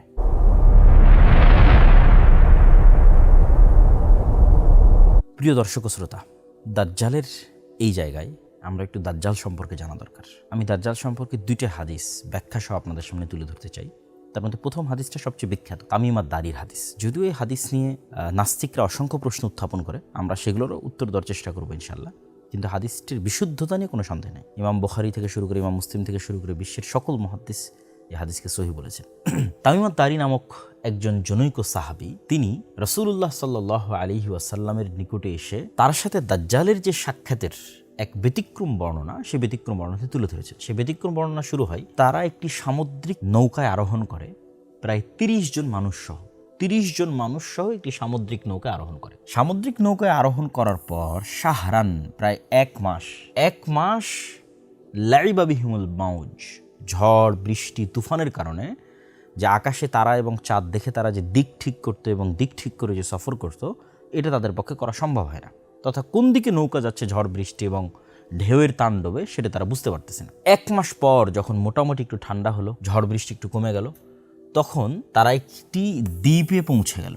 এই দ্বীপে ঢোকার মুখেই তারা দেখছে দাব্বাতুন, আরবিতে দাব্বাতুন মানে দাব্বায়ে দিব্বু, জমিনে মাটিতে চলে এরকম প্রাণীকে দাব্বাতুন বলা হয়। এবং আল্লাহ সুবহানাহু ওয়া তাআলা কোরআন মাজিদে অন্য আরেক জায়গায় বলেছেন, ওমা মিন দাব্বাতিন ফিল আরদি ইল্লা আলাল্লাহি রিজকুহা, তথা পৃথিবীতে বিচরণশীল প্রত্যেক প্রাণীর রিজিকের দায়িত্ব আল্লাহর। ওখানেও কিন্তু দাব্বা ব্যবহার করা হয়েছে। এবং আরেকটি বিষয় মাথায় রাখতে হবে, কিয়ামতের পূর্ব মুহূর্তে দাব্বাতুল আরজ নামে একটা প্রাণী বের হবে। এটাও কিয়ামতের আলামতগুলোর একটি। অসংখ্য সহিহ হাদিস আছে যেটা দাজ্জালেরও পরবর্তীতে ঘটবে, যে দাব্বাতুল আরজ বের হবে। তো ওই জাজিরা তথা ওই দ্বীপে প্রবেশের মুখে তারা একটি প্রাণী দেখলো, যে প্রাণী কাসীরু শার, প্রচুর পরিমাণে চুল দিয়ে ঢাকা। এত বেশি পরিমাণে চুল দিয়ে ঢাকা যে তারা বলতেছে যে তার মিন কবুলিহি আও মিন দুবুরিহি লা ইয়াদরুনা, বুঝা যাচ্ছে না মা কবুলুহু মিন দুবুরিহি, তার মুখ কোন দিকে, তার পিছন কোন দিকে, এটা তার অত্যাধিক চুলের কারণে বোঝা যাচ্ছে না। তো এই সাহাবীরা তামিম আদ-দারি এবং তার যে সঙ্গী সাথী, তারা কিন্তু তখনও মুসলমান হয়নি। তারা কিন্তু এই ঘটনা দেখে এসে মুহাম্মদ সাল্লাল্লাহু আলাইহি ওয়াসাল্লামের কাছে ইসলাম গ্রহণ করেছে। তারা তাকে জিজ্ঞেস করছে মা আন্তি। এই যে আন্তি, যারা আরবি জানেন তারা বুঝেন যেটা মুআন্নাস সূচক শব্দ ব্যবহার হয়, তথা তাকে তারা মহিলা তথা স্ত্রীলিঙ্গ বাচক শব্দ ব্যবহার করেছে। তথা তার আকার আকৃতির মধ্যে অবশ্যই মহিলাবাচক কিছু ছিল বা মহিলার কোনো আলামা ছিল। এবং সেও যখন উত্তরে বলেছে আনাল জাসসাসা, আমি হচ্ছি গোয়েন্দা। তা একটা প্রাণী কথা বলতেছে, জন্তু জীব জানোয়ার কথা বলতেছে, কি বলতেছে? সে গোয়েন্দা। সেম ঘটনা কিয়ামতের পূর্ব মুহূর্তে ঘটবে, যে একটা দাব্বাতুল আরজ বের হবে, যেই দাব্বাতুল আরজ, যেই জানোয়ার জন্তু মানুষের সাথে কথা বলবে। তো এই হাদিসের একটা ব্যতিক্রম পাঠ হচ্ছে জীব জন্তু জানোয়ার মানুষের সাথে কথা বলতেছে এবং সে নিজেকে গোয়েন্দা হিসেবে পরিচয় দিচ্ছে। তথা দাজ্জালের পৃথিবীর তথ্য সংগ্রহের যে সেন্টার, দাজ্জাল পৃথিবীর যে তথ্যগুলো সংগ্রহ করে তার মাধ্যম হচ্ছে সে। তো এটা নিয়েও নাস্তিকদের অনেক বক্তব্য আছে যে একটা প্রাণী কীভাবে কথা বলে। তো আমি সবসময় কোরআন এবং হাদিসের সায়েন্স দিয়ে ব্যাখ্যা এই দিকে আমি যাওয়ার চেষ্টা করি না। আমি চেষ্টা করি কি, যে সায়েন্স যদি এইটা করতে পারে তাহলে আল্লাহ কি করতে পারে। বিশেষ করে আল্লাহর পথে যাত্রা বই এই জিনিসটার প্রতি ফোকাস দেওয়া হয়েছে, যে আল্লাহ সুবহানাহু তাআলার কথা এবং রাসূলের কথা নুসুস নাস ওইভাবেই বজায় রাখা সম্ভব যদি শুধু আমি চিন্তা করি যে মানুষের পক্ষে যদি এটা সম্ভব হয়, আল্লাহর পক্ষে কেন সম্ভব নয়। মানুষের তৈরি রোবট যার মধ্যে রূহ নাই, সে কথা বলতেছে। আপনি জেমিনির সাথে কথা বলেন, চ্যাটজিপিটির সাথে কথা বলেন, সেই ইনস্ট্যান্ট আপনার কথার উত্তর দিচ্ছে। একটা যন্ত্র আমার সাথে কথা বলছে কৃত্রিম বুদ্ধিমত্তা কাটিয়ে। তাহলে আল্লাহ সুবহানাহু তাআলার সৃষ্টি জীব যার মধ্যে রূহ আছে, সে কেন কথা বলতে পারবে না? সুতরাং এটা অসম্ভব কিছু নয়, অযৌক্তিক কিছু নয়। মানুষই তো এরকম অসংখ্য কিছু তৈরি করে ফেলতেছে। তখন এই গোয়েন্দা তাদেরকে বলল যে তোমরা এই সামনের দিকে এগিয়ে যাও, ওখানে একজন ব্যক্তি, একজন মানুষ তোমাদের অপেক্ষা করতেছে, সে তোমাদের সাথে কথা বলবে, সে তোমাদের বিষয়ে জানার জন্য খুবই আগ্রহী। তথা দাজ্জালের কাছে আগেই নিউজ পৌঁছে গেছে যে তারা এখানে আসতেছে, এই জন্যই সে জানার জন্য কিন্তু আগ্রহী। আর এই নিউজ হয়তো তার এই জাসসাসার মাধ্যমেই পৌঁছেছে। তো এই আরবের মানুষগুলো তারা চিন্তা করতেছে যে এই জীবজন্তু জানোয়ার আমাদের সাথে কথা বলতেছে, এই মনে হয় ভূত জিন। এই যে এখানে লেখেন আংতাকুনা শাইতানা, আমরা মনে করি যে মানে জিন শয়তান। নাহলে একটা গরু কীভাবে আমার সাথে কথা বলতে পারে, একটা খাসি কীভাবে আমার সাথে কথা বলতে পারে, জীবজন্তু জানোয়ার কীভাবে আমার সাথে কথা বলতে পারে। তো তাকে আমরা জিন শয়তান মনে করে ভয়ে পালিয়ে যেতে থাকলাম, যে যাক একটা মানুষ তো অন্তত আছে, আগে মানুষের সাথে দেখা করি। তো আমরা সেরান খুব দ্রুত যেতে থাকলাম ওই মানুষের সাথে সাক্ষাতের জন্য। তা আমরা যখন ঢুকলাম তখন দেখলাম আ'দমু ইনসানিন, এত বিশাল দেহের মানুষ আমরা আগেও কখনো দেখিনি, পরেও কখনো দেখিনি। এবং তাকে খুব শক্তভাবে বাঁধা আছে, তার হাতকে তার কাঁধের সাথে এবং তার হাঁটুকেও শক্তভাবে, হাঁটু কাঁধ হাত এগুলো খুব শক্তভাবে বাঁধা আছে। তো অনেকেই মনে করে যে বিশাল দেহের মানুষ দাজ্জাল কিভাবে, অথচ দেখেন এটাও অযৌক্তিক নয়। কেন অযৌক্তিক নয়? স্বয়ং রাসূল সাল্লাল্লাহু আলাইহি ওয়াসাল্লাম বলছে এবং আল্লাহ সুবহানাহু ওয়া তাআলার পক্ষ থেকে রাসূল সাল্লাল্লাহু আলাইহি ওয়াসাল্লামের মাধ্যমে আমরা জানি যে আদম আলাইহিসসালাতু ওয়াসসালামকে সৃষ্টি করা হয়েছিল, তিনি ছিলেন 60 গজ উঁচু। তো আদম আলাইহিসসালাতু ওয়াসসালামের মিন উলদে আদম, আদমেরই সন্তান তো দাজ্জাল। তাহলে আদম আলাইহিসসালাতু ওয়াসসালাম যে বিশাল দেহের অধিকারী, এখন যদি আদম আলাইহিসসালাতু ওয়াসসালাম আমাদের সামনে আসে আমরা কিন্তু আশ্চর্য হয়ে যাব, কেন মানুষের সাইজ খাটো হতে হতে হতে হতে হতে আমরা এই পর্যায়ে চলে এসেছি। তাহলে আদমের সন্তান দাজ্জাল বিশাল দেহের অধিকারী হলে অস্বাভাবিক কিছু না, অসম্ভব কিছু না, মানে ইললজিক্যাল কিছু নয়, লজিক্যাল, বিশ্বাস করার মতো এবং বিশ্বাসযোগ্য। তো আমরা এই বিশাল দেহের অধিকারী মানুষকে দেখে আমরা ওয়াইলাক মা আনতা, এই তুমি কে? তখন সে বলে যে তোমরা তো আমার খবর জানবেই, তোমরা আগে বলো তোমরা কারা। মানে দাজ্জাল বলছে আমি কে এটা তোমরা জানবেই, তোমরা আগে বলো তোমরা কারা। তো আমরা বললাম যে আমরা এরকম আরবের মানুষ, এভাবে আমরা সফর করেছিলাম, পুরো ঘটনা তাকে শোনালাম। দাজ্জাল তখন এই আরবের মানুষদেরকে 4টে বিষয় সম্পর্কে জিজ্ঞেস করেছে। 1 নম্বর হচ্ছে নাখলে বাইসান, 2 নম্বর হচ্ছে বহায়রা আত-তাবারিয়া, 3 নম্বর হচ্ছে আইনে জোগার এবং 4 নম্বর হচ্ছে আন নাবিয়িল উম্মিয়িন। এই 4টে বিষয় সম্পর্কে সে জিজ্ঞেস করেছে। নাখল বাইসান, এটা একটা খেজুর বাগান, বাইসানের খেজুর বাগান সম্পর্কে আমাকে বলো। বহায়রা আত-তাবারিয়া, এটা একটা লেক, এই লেক সম্পর্কে আমাকে বলো। আইনে জোগার, এটা একটা ঝর্ণা, এই ঝর্ণা সম্পর্কে আমাকে বলো। আর যারা পড়ালেখা জানে না, লেখা জানেন না, এই রকম নবী আমাদের মুহাম্মদ সাল্লাল্লাহু আলাইহি ওয়াসাল্লাম কিন্তু পড়তেও পারতেন না, লিখতেও পারতেন না, সেই নবী সম্পর্কে আমাকে সংবাদ দাও। তো এই চারটার মধ্যে তিনটা খুবই ইম্পর্টেন্ট, নাখলে বাইসান, বহাইরা তাবারিয়া, আইনে জোগার, এই তিনটে চলেন আমরা একটু দেখে আসি।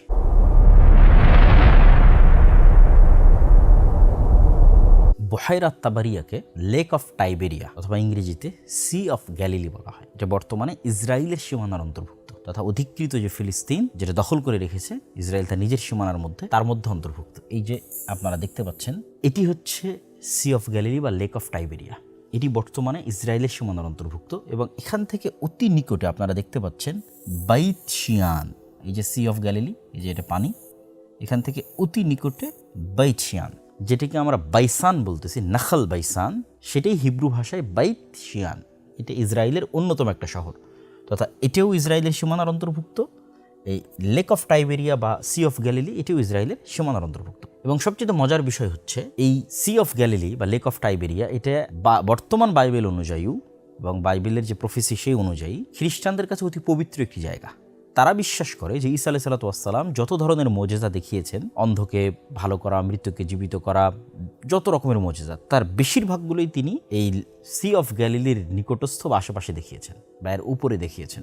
এই জন্য আজও ইউরোপ এবং আমেরিকা থেকে হাজার হাজার দর্শনার্থী ইসরায়েলে আসে এই সি অফ গ্যালিলি দেখার জন্য। এবার তৃতীয় আরেকটি বিষয় থাকলো আইনে জোগার।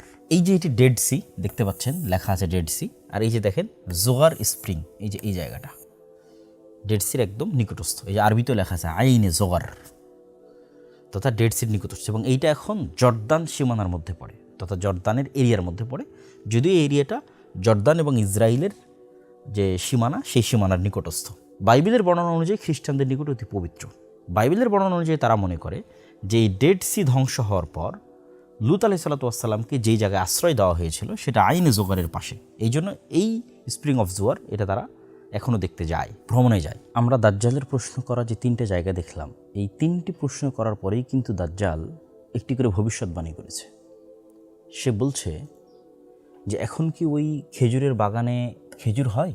তো তোমরা জেনে রাখো, আমা ইন্নাহু ইউশেক আল্লাহ তুসমির, যে অচিরেই এই খেজুরের বাগানে, নাখলে বাইসানের এই খেজুরের বাগানে খেজুর হবে না। তারপরে যখন সে বহাইরা তাবারিয়া সম্পর্কে জিজ্ঞেস করলো, তখন সে জিজ্ঞেস করলো সেখানে কি এখন পানি আছে? তারা বললো হ্যাঁ, সেখানে এখন কাসিরাতুল মা, অনেক বেশি পানি আছে।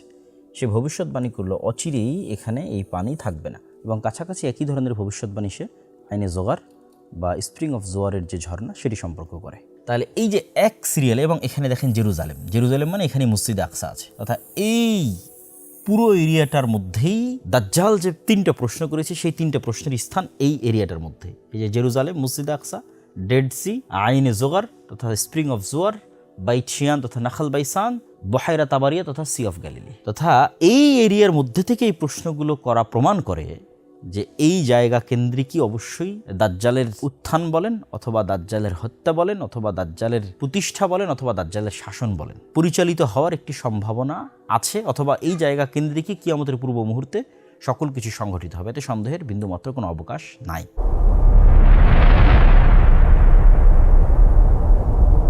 এখানে আর একটি হাদিস বলিনি, রাসূল সাল্লাল্লাহু আলাইহি ওয়াসাল্লাম বলেছেন উমরানু বাইতুল মাকদিস তথা বাইতুল মাকদিসের আবাদ হওয়া, খরাবু ইয়াসরিব মদিনার বিরান হওয়া, ওয়া খরাবু ইয়াসরিব আর মদিনার বিরান হওয়া, খুরুজুল মালহামা ভয়ঙ্কর যে যুদ্ধ সেই যুদ্ধের আবির্ভাব, কিয়ামতের পূর্ব মুহূর্তের যে যুদ্ধ, যেটা বিশেষ করে যে যুদ্ধটা আমরা দেখলাম রোমানদের সাথে আমাক এবং দাবেক নামক জায়গায়, সেই যুদ্ধ।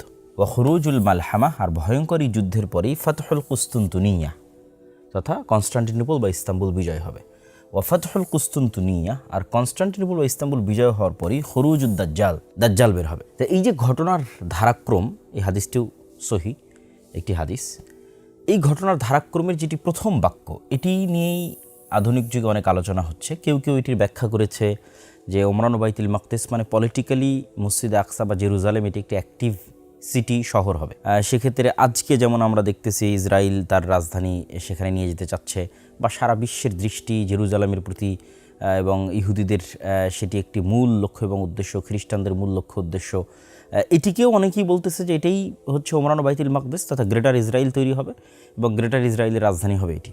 যদিও আমার কাছে ব্যক্তিগতভাবে মনে হয়, আল্লাহু আ'লাম বিসওয়াব, আল্লাহ ভালো জানে, যে এটি ওমরান বাইতুল মাকদিস দ্বারা উদ্দেশ্য নয়, বরং আমার ধারণা, আমার মনে হয় আল্লাহু আলাম, যে গ্রেটার ইসরায়েলও কোনো দিন তৈরি হবে না, এবং উমরান বাইতুল মাকদিস দ্বারা অর্থ হচ্ছে মুসলমানদের খেলাফাতের কেন্দ্রবিন্দু হবে মসজিদ আকসা তথা কিয়ামতের পূর্ব মুহূর্তে, এবং মালহামা এবং ইমাম মাহদি তাদের বের হওয়ার পূর্বেই অথবা ইমাম মাহদির নেতৃত্ব হতে পারে একটি খেলাফা বা একটি ইমারা প্রতিষ্ঠিত হবে মসজিদ আকসা এবং জেরুজালেম কেন্দ্র করে, তথা মসজিদ আকসা এবং জেরুজালেম পুনরায় মুসলমানরা বিজয় করবে।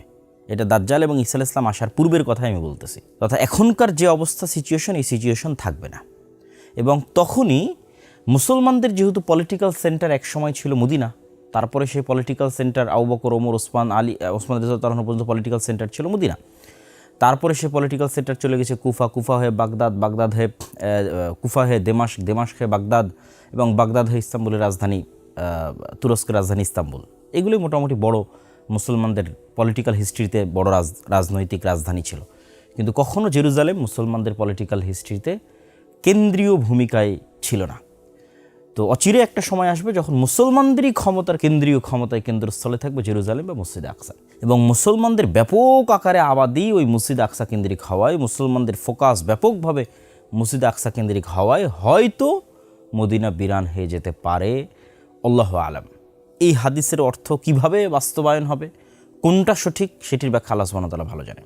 তো আমি আমার যেটি চিন্তাধারা সেটি তুলে ধরলাম, এবং এটার পিছনে সরাসরি কোনো সহিহ হাদিস থেকে দলিল দেওয়া সম্ভব নয়, তবে গাজওয়াতুল হিন্দ সংক্রান্ত কিছু জয়ীফ হাদিস থেকে এটির সাপোর্ট পাওয়া সম্ভব, যেখানে বলা আছে যে মসজিদে আকসার খলিফা, জেরুজালেমের খলিফা এক সেনাবাহিনী পাঠাবেন গাজওয়াতুল হিন্দ করার জন্য, এবং হিন্দ থেকে হিন্দের যারা বাদশাহ তাদেরকে জিঞ্জিরাবদ্ধ করে মসজিদে আকসায় আনা হবে, এবং তারপরেই তাদের সাক্ষাৎ হবে ইমাম মাহদি বা দাজ্জাল তাদের সাথে।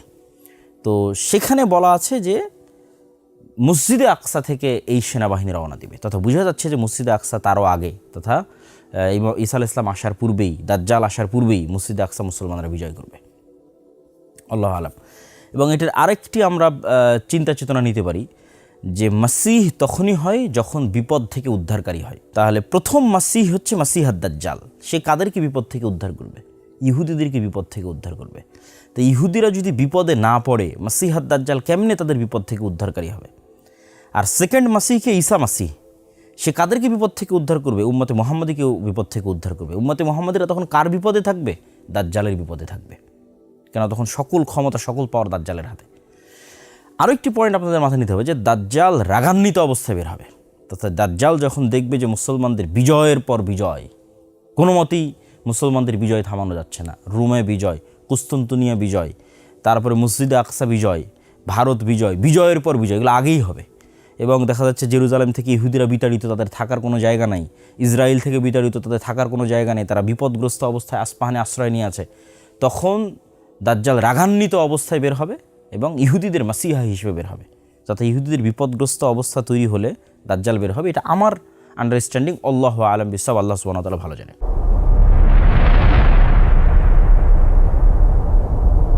এবার দাজ্জালের কার্যক্রম এবং দাজ্জাল পৃথিবীতে কি করবে এবং দাজ্জাল কয়দিন থাকবে এবং তারপরে কি হবে, এটার একটা বিস্তারিত আমাদের দেখাই। রাসূলুল্লাহ সাল্লাল্লাহু আলাইহি ওয়াসাল্লাম দাজ্জাল সম্পর্কে আরেকটি বিস্তারিত হাদিসে, পুরো হাদিসের আমরা অনুবাদ করব না, মূল অংশগুলো আপনাদের দেখাই। আরেকটি বিস্তারিত হাদিসে রাসূলুল্লাহ সাল্লাল্লাহু আলাইহি ওয়াসাল্লাম বলছেন যে আমি জীবিত থাকা অবস্থায় যদি দাজ্জাল বের হয় তাহলে আমিই তো তোমাদের জন্য যথেষ্ট দাজ্জালের জন্য, আর যদি আমি জীবিত থাকা অবস্থায় বের না হয় তাহলে আল্লাহ সুবহানাহু ওয়া তাআলা আল্লাহু খলিফাতি আলা কুল্লি মুসলিম, প্রত্যেক মুসলমানের দায়িত্ব আল্লাহর উপর। দেখেন রাসূল সাল্লাল্লাহু আলাইহি ওয়াসাল্লাম নিজেও আশঙ্কা করতেন যে তার জীবদ্দশাতে দাজ্জাল বের হয়ে যেতে পারে। এটার আরও একটা উদাহরণ আপনারা নিতে পারেন ইবনে সৈয়াদের হাদিস থেকে। যে ইবনে সৈয়াদ নামক একজন ইহুদি ব্যক্তি, যাকে সাহাবীরা দাজ্জাল হিসেবে সন্দেহ করতেন আল্লাহর নবীর জীবদ্দশায়। তো যখন ওমর রাদিয়াল্লাহু তাআলা বলছে আল্লাহ নবী আপনি আমাকে অনুমতি দেন যে আমি ইবনে সৈয়াদকে হত্যা করব, তখন রাসূল সাল্লাল্লাহু বলছে যদি এ দাজ্জাল না হয় তাহলে কেন নিরপরাধ মানুষকে হত্যা করবে, আর যদি এ দাজ্জাল হয় তাহলে তুমি তো তাকে হত্যার অধিকার রাখো না, তাকে ঈসা আলাইহিস সালাম হত্যা করবে। তা আল্লাহ নবী কিন্তু বললেন না যে সে দাজ্জাল নয়। এই জন্য দাজ্জালের আগমনের বিষয়ে যে আমি নিশ্চিত যে না আজকে দাজ্জাল বের হবে না, আগামীকাল দাজ্জাল বের হবে না, এরকম নিশ্চিত স্বয়ং মুহাম্মদ সাল্লাল্লাহু আলাইহি ওয়াসাল্লামও ছিলেন না। যে কোনো মুহূর্তে দাজ্জাল বের হয়ে যেতে পারে, এটা এই হাদিস থেকে আমরা স্পষ্ট বুঝতে পারি। এবার রাসূল সাল্লাল্লাহু আলাইহি ওয়াসাল্লাম বলছেন যে দাজ্জালের সামনে তোমরা ফাওয়াতিহ সূরাতিল কাহাফ, সূরা কাহাফ দাজ্জাল থেকে বাঁচার অন্যতম একটি মাধ্যম। সূরা কাহাফে কিন্তু কোরআনের সবচেয়ে ব্যতিক্রম ঘটনাগুলো আছে। যেমন আসহাবে কাহফের যেটা ঘটনা, যে 309-310 বছর তারা ঘুমাচ্ছে, মানুষ তাদের দেখলে মনে করবে তারা জাগ্রত অবস্থায়, অথচ তারা ঘুমন্ত বা মৃত অবস্থায়। আবার তারা ঘুম থেকে উঠে বলছে, কই আমরা তো অল্প কিছু সময় ঘুমিয়েছিলাম। এই যে সময়ের একটা ব্যাপক হেরফের, এই সময়ের হেরফের কিন্তু দাজ্জালের সাথে সংঘটিত হবে।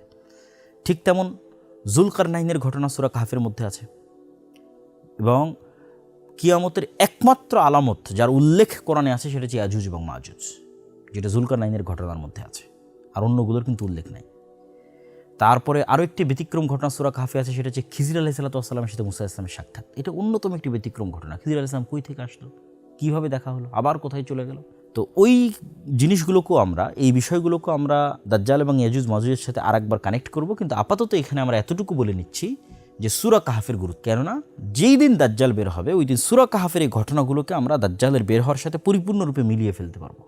এবং যে সূরা কাহফ অতি মজবুতভাবে বিশ্বাস করবে তার জন্য ঈমান ধরে রাখা অনেক সহজ হবে। আমরা আরেকটি ভিডিওতে ইনশাআল্লাহ সূরা কাহফের এই ঘটনাগুলো নিয়ে বিস্তারিত আলোচনা করব ইনশাআল্লাহ, যদি আল্লাহ সুবহানাহু ওয়া তাআলা তৌফিক দেয়। তো আল্লাহর নবী বলছেন যে খাল্লাতাম বাইনা শাম ওয়াল ইরাক, শাম এবং ইরাকের মধ্যবর্তী স্থান থেকে দাজ্জাল বের হবে। আর এক হাদিস রাসূল সাল্লাল্লাহু আলাইহি ওয়াসাল্লাম বলেছেন, ওই যে আগের যে হাদিস তামিমাত দারি, যে তিনি মদিনার এইভাবে লাঠি দিয়ে আঘাত করে বললেন এটাই সেই মদিনা যেখানে দাজ্জাল প্রবেশ করতে পারবে না, আর এখান থেকে মাশরিক পূর্ব দিক থেকে দাজ্জাল বের হবে। এবং আমরা যদি মদিনা থেকে পূর্ব দিকে, যেখানে দাঁড়িয়ে রাসূল সাল্লাল্লাহু আলাইহি ওয়াসাল্লাম পূর্ব দিকে ইশারা করছেন যে দিক থেকে দাজ্জাল বের হবে, আমরা যদি মদিনা থেকে পূর্ব দিকে একটা রেখা টানি, তাহলে এই রেখাটা এইভাবে যেতে থাকে পূর্ব দিকে। তার মধ্যে সৌদি আরবের এই অঞ্চলগুলোও পড়বে, সৌদি আরবের রিয়াদ অঞ্চলও পড়বে, তারপরে বাহরাইন, কাতার, তারপরে এই যে পারস্য উপসাগর যেখানে এখন যুদ্ধ চলতেছে, তারপরে এই বিশাল ইরান, বিশাল খোরাসান, তারপর বিশাল পাকিস্তান, যেতেই থাকবে পূর্ব দিকে। রাসূল বলছেন পূর্ব দিক থেকে দাজ্জাল বের হবে। তিনি মদিনাতে দাঁড়িয়ে বললেন পূর্ব দিক থেকে দাজ্জাল বের হবে। এবং এখানে আমরা আরেকটা রেখা টেনে আপনাদের দেখাই, এটা হচ্ছে মক্কা কাবা, এটা হচ্ছে মদিনার, এখানে আছে জেরুজালেম। এটা কিন্তু এক সিরিয়ালে কাছাকাছি। এই এরিয়াগুলোতে দাজ্জালের প্রচুর পরিমাণে চলাফেরা হবে এবং কিয়ামতের পূর্ব মুহূর্তের সকল ঘটনা এই এরিয়ায় সংঘটিত হবে। এটা আমরা শেষ মুহূর্তে গিয়ে আরও ক্লিয়ার করব, কিন্তু এই এরিয়া সম্পূর্ণরূপে ফিতনামুক্ত থাকবে। মদিনা এবং মক্কা সম্পূর্ণরূপে ফিতনামুক্ত থাকবে। তো রাসূলুল্লাহ সাল্লাল্লাহু আলাইহি ওয়াসাল্লাম বললেন যে দাজ্জাল পৃথিবীতে থাকবে 40 দিন। তার প্রথম দিন হবে 1 বছরের সময়, তার দ্বিতীয় দিন হবে 1 মাসের সময়, তার তৃতীয় দিন হবে 1 সপ্তাহের সময়, আর তার বাকি দিনগুলো হবে স্বাভাবিক দিনের সময়। এটা একটা ব্যতিক্রম, অত্যন্ত ব্যতিক্রম, যে পৃথিবীর একটা দিন পৃথিবীর 1 বছরের সমান হবে। কেমনে সম্ভব? তারপর চলুন আমরা হিসাব করে দেখি যে ইন টোটাল দাজ্জাল তাহলে কতদিন পৃথিবীতে থাকতে পারে। রাসূলুল্লাহ সাল্লাল্লাহু আলাইহি সাল্লাম বললেন দাজ্জালের 1 দিন হবে 1 বছর, তারপরের দিন হবে 1 মাস, তারপরের দিন হবে 1 সপ্তাহ। এবং যেহেতু সে 40 দিন থাকবে, তাহলে 40 দিনের মধ্যে অলরেডি আমরা 3 দিন বাদ দিয়ে দিয়েছি। তাহলে আর বাকি যে স্বাভাবিক দিন থাকবে, সেই স্বাভাবিক দিনের সংখ্যা কত হবে? সেই স্বাভাবিক দিনের সংখ্যা হবে 37 দিন। এখন যদি আমরা ইন টোটাল যোগ করি যে কত দাঁড়ায়, তাহলে আমরা এখানে যোগ করতে পারি 30 দিন, 7 দিন, 37 দিন। তার 1 মাস সমান 30 দিন, 1 সপ্তাহ সমান 7 দিন, এবং বাকি যে 37 দিন, এই 37 দিন যদি আমরা গণনায় নিয়ে আসি, তাহলে সেক্ষেত্রে হয় 74 দিন, আর এখানে থাকতেছে 1 বছর।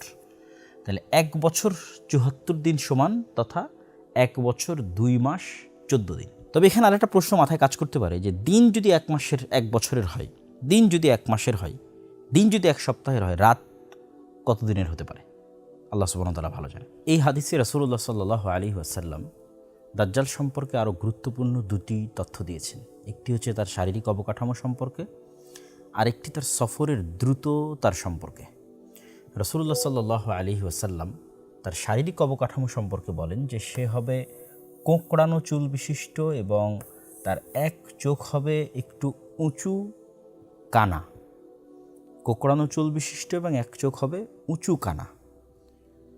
এবং তার গতি সম্পর্কে রাসূল সাল্লাল্লাহু আলাইহি ওয়াসাল্লাম বলেন যে মেঘমালাকে যখন কোনো বাতাস উড়িয়ে নিয়ে যায়, তথা ঝড়ের সময় মেঘকে আমরা যে আকাশে উঠতে দেখি, ওই মেঘের যে গতি থাকে বাতাসের উড়িয়ে নিয়ে যাওয়ার কারণে, দাজ্জালের সেই গতি হবে। এটা দাজ্জালের নিজস্ব গতিও হতে পারে, যেটা হাদিসের জাহিরি অর্থ, আমরা সবসময় বলছি যে আমরা হাদিসের প্রকাশ্য অর্থকে প্রাধান্য দেব, অথবা যন্ত্রের সাহায্যও যদি দাজ্জাল নেয়, উড়ার জন্য, তার গতিশীলতা বাড়ানোর জন্য সেটিও হতে পারে। আল্লাহু আলাম বিসসাওয়াব। তাহলে আমরা দেখলাম দাজ্জাল পৃথিবীতে 1 বছর 2 মাস 14 দিন সে সফর করবে এবং পৃথিবীর সকল জায়গায় সফর করবে, মক্কা এবং মদিনা ছাড়া। এবং তার ফিতনার ধরনটা কেমন হবে, কীরকম ভয়াবহ হবে, সেটাও রাসূল সাল্লাল্লাহু আলাইহি ওয়াসাল্লাম বলছেন। তিনি বলছেন, যখন সে কোনো শহরের পাশ দিয়ে অতিক্রম করবে তখন তাদেরকে সে তার দিকে দাওয়াত দিবে, যদিও শহরের মানুষ ইউমিনুনা বিহি, তার দাওয়াতে ঈমান আনে, এবং ওয়াস্তাজিবুনা লাহু, এবং তার দাওয়াতে সাড়া দেয়। তাহলে দাজ্জাল আসমানকে বলবে বৃষ্টি বর্ষণ করো, ফায়ামুরুস সামা ফাতুমতির, দাজ্জালের আদেশে আসমান বৃষ্টি বর্ষণ করবে। ওয়াল আরদা ফাতুমবিত, এবং জমিনকে আদেশ করবে যে তুমি ফসল উৎপাদন করো, তখন জমিন ফসল উৎপাদন করবে। আমরা যদি আজকের সময় কল্পনা করি যে পরিমাণ তেলের সংকট, ধরেন আজকে আমি বলতেছি যে তুমি আমার প্রতি ঈমান আনলে তোমাকে তেল দেওয়া হবে, ঈমান না আনলে তেল দেওয়া হবে না। তাহলে আপনি চিন্তা করেন কি হতে পারে।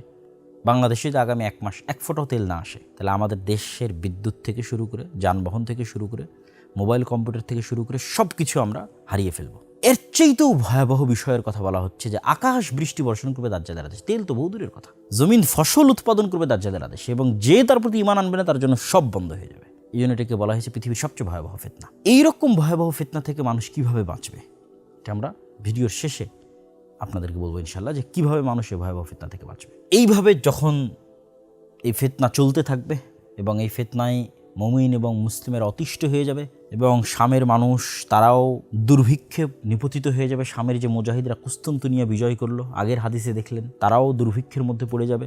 জেরুজালেমে যে সমস্ত মুসলমানেরা আছে মসজিদে আকসায়, তারাও ভয়ঙ্কর দুর্ভিক্ষের মধ্যে পড়ে যাবে, কারো কাছে কোনো খাবার থাকবে না, কেন অল এভরিথিংয়ের কন্ট্রোল দাজ্জালের।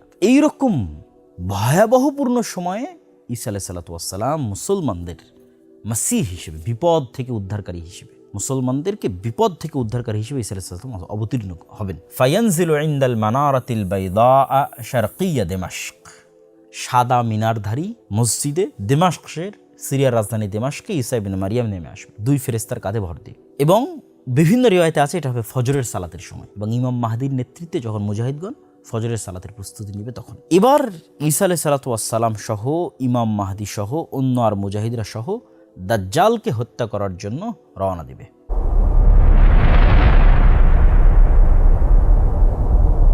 দাজ্জালকে কোথায় হত্যা করবে? বিবাবি লুদ্দিন, জেরুজালেমের লুদ নামক দরজা। চলুন আমরা একটু গুগল ম্যাপ থেকে সেটাও দেখে আসি।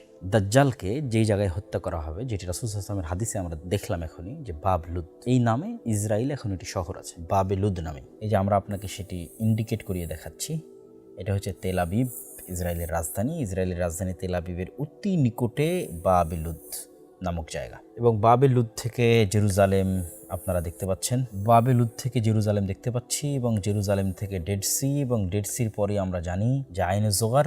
প্রিয় দর্শক ও শ্রোতা, আমরা দেখলাম যে জায়গায় দাজ্জালকে হত্যা করা হবে। চলেন আমরা হাদিসটা পূর্ণ করি। রাসূলুল্লাহ সাল্লাল্লাহু আলাইহি ওয়াসাল্লাম যখন দাজ্জালের হত্যার কথা বললেন বাবে লুদ নামক জায়গায়, তখন তিনি এটিও বললেন যে ঈসা আলাইহিস সালাতু ওয়াস সালাম দাজ্জালকে হত্যা করার পর সেই রক্ত তিনি মানুষকে দেখাবেন, কেননা মানুষের কাছে এটি অবিশ্বাস্য যে দাজ্জালের মতো এত শক্তিশালী, এত বৃহৎ, এত ক্ষমতাধর কাউকে সত্যিকারভাবে হত্যা করা হয়েছে। এটি মানুষের কাছে একটি আশ্চর্যজনক বিষয় বলে মনে হবে, এই জন্য তিনি সেটি মানুষকে দেখাবেন।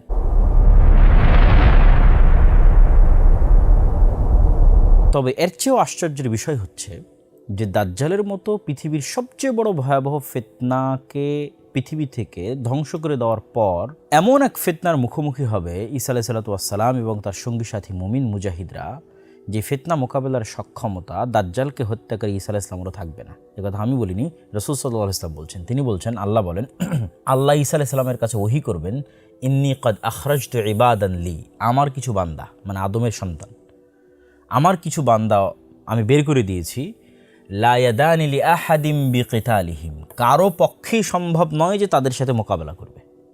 ঈসা তোমার পক্ষে সম্ভব নয়। যে ঈসা দাজ্জালের মতো বড় ফিতনাকে ধ্বংস করেছে তার পক্ষে সম্ভব নয় এখন আল্লাহর যে বান্দারা বের হবে তাদের সাথে মোকাবেলা করা। তারা কারা? তারাই হচ্ছে ইয়াজুজ এবং মাজুজ। যে ইয়াজুজ এবং মাজুজকে বাইবেলের ভাষায় বলা হয়েছে গগ অ্যান্ড ম্যাগগ। এটা শুধু উচ্চারণের পার্থক্য। ইয়াজুজ এবং মাজুজ। এই ইয়াজুজ এবং মাজুজ যখন বের হবে তখন আল্লাহ সুবহানাহু ওয়া তাআলা ঈসা আলাইহিস সালামকে আদেশ দিবেন যে তুমি আমার বান্দাদের নিয়ে আশ্রয় নাও তুর পাহাড়ে। ফাহারিজ ইবাদি তথা মুমিন এবং মুজাহিদ বান্দাদের নিয়ে কোথায় আশ্রয় নেবে? তুর পাহাড়ে। চলেন আমরা একটু দেখে আসি তুর পাহাড়ের লোকেশন। আপনারা যারা আমার বানু ইসরাইলের বক্তব্য শুনেছেন অথবা আমার ফিলিস্তিন বইটা পড়েছেন তারা অবশ্যই এই সিনাই মরুভূমির কথা ব্যাপকভাবে শুনেছেন। এই যে এই পাশে আমরা দেখতে পাচ্ছি মিশর, এই সমুদ্র পার হওয়া অবস্থায় ফেরাউন ডুবে গেছে, আর এখানে এসে মুসা আলাইহিস সালাতু ওয়াস সালাম আশ্রয় নিয়েছেন। এই যে তুর পাহাড়, এই তুর পাহাড়ের আশেপাশের অঞ্চলে মুসা আলাইহিস সালাম আশ্রয় নিয়েছেন। এবং এই বিশাল সিনাই মরুভূমিতে যতগুলো ঘটনা, বানু ইসরাইলের পাথর ফেটে পানি বের হওয়া, বানু ইসরাইলের আকাশ থেকে মেঘ দিয়ে আশ্রয় দেওয়া, জান্নাত থেকে মান্না এবং সালওয়া পাঠানো, এবং তুর পাহাড়ে মুসা আলাইহিস সালাতু ওয়াস সালামের ইবাদত, আরবাঈনা লাইলা ওয়াইদ আদনা মুসা আরবাঈনা লাইলা, 40 রাত ইবাদত। তুর পাহাড় থেকে নেমে এসে দেখলেন যে বানু ইসরাইল শিরকে লিপ্ত হয়ে গেছে। তারপরে এই যে জেরুজালেম, এটা বিজয়ের জন্য আল্লাহর আদেশ, যে তাদেরকে আল্লাহ আদেশ দিলেন তোমরা যাও যুদ্ধ করো। তারা বলল যে না, এখানে আমালেকা গোত্র আছে, বিশাল দেহের শক্তিশালী, আমরা যুদ্ধ করতে যাব না। তখন আল্লাহ তাদের আযাব দিলেন যে 40 বছর তোমরা এই মরুভূমিতে ঘুরপাক খাও।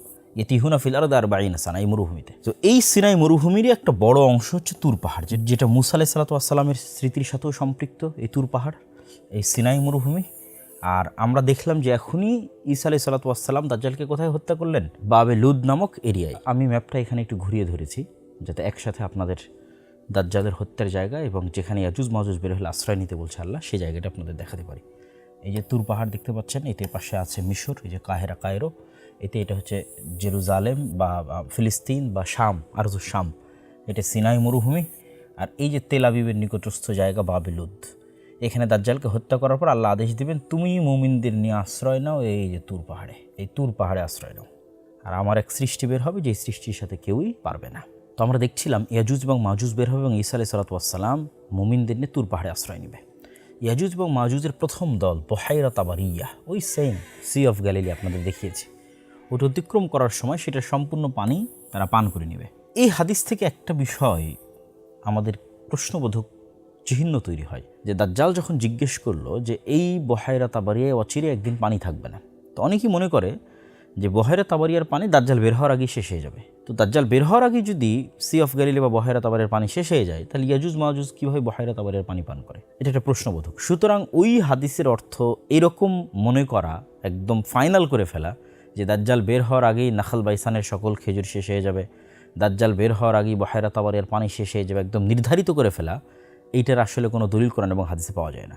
বরং একদিন থাকবে না, এটার দ্বারা উদ্দেশ্য এটাও হতে পারে যে ইয়াজুজ মাজুজ একদিন এই সমুদ্রের পানি খেয়ে ফেলবে, এটাই উদ্দেশ্য হতে পারে, যেটা এই হাদিস থেকে বোঝা যাচ্ছে। আল্লাহু আ'লাম বিসওয়াব, সঠিক জ্ঞান আল্লাহ সুবহানাহু ওয়া তাআলার কাছে আছে। তো যখন এই ইয়াজুজ মাজুজের এই ভয়ঙ্কর ফিতনা পৃথিবীতে ছড়িয়ে পড়বে, তখন ঈসা আলাইহিস সালাতু ওয়াস সালাম মুমিনদের নিয়ে যে তুর পাহাড়ে আশ্রয় নিলেন, সেখানে তো কোনো খাবার নাই, পানি নাই, সারা পৃথিবী ইয়াজুজ মাজুজে পরিপূর্ণ, এবং তাদের সংখ্যা এত পরিমাণে বেশি হবে যে এই ভয়ঙ্কর ভয়াবহ ফিতনা অবস্থায় যখন কোনো খাবার পানি কিচ্ছু থাকবে না, ভয়ঙ্কর ভয়াবহ দুর্ভিক্ষ দেখা দিবে, তখন যে নবী নিজে হাতে দাজ্জালের মতো পৃথিবীর সবচেয়ে বড় ফিতনাকে ধ্বংস করলেন, সেই নবী এবং তার সঙ্গী সাথী সকলেই আল্লাহ সুবহানাহু ওয়া তাআলার দিকে একনিষ্ঠ মনে ফিরে যাবেন এবং আল্লাহ সুবহানাহু ওয়া তাআলার নিকটে দোয়া করবেন এবং আল্লাহর কাছে কান্নাকাটি করবেন যেন এই মহাবিপদ থেকে, ফিতনা থেকে তাদের মুক্তি দেওয়া হয়। তাদের দোয়া শ্রবণ করার মাধ্যমে আল্লাহ সুবহানাহু ওয়া তাআলা এক প্রকার পোকামাকড় তাদের কাঁধে দিয়ে দিবেন এবং সেখান থেকে এমন এক অসুস্থতা হবে যে তারা মৃত্যুবরণ করবে এবং সবাই মৃত্যুবরণ করবে, একসাথে একবারে মৃত্যুবরণ করবে। কামাউতি নাফসিন ওয়াহিদাতিন, যেন একটা নাফসের মৃত্যু যেমন হয়, এরকম লক্ষ লক্ষ কোটি কোটি ইয়াজুজ মাজুজ একবারে শেষ হয়ে যাবে। তখন নবিউল্লাহ ঈসা, আল্লাহর নবী ঈসা পৃথিবীতে নেমে আসবেন, তুর পাহাড় থেকে দুনিয়াতে নেমে আসবেন, কিন্তু পৃথিবীতে এক বিঘত জায়গাও খালি পাবেন না যেটা বসবাসের মতো। কেন? ওই ইয়াজুজ মাজুজের মৃত লাশের গন্ধে। কেন? তাদের সংখ্যা এত বেশি।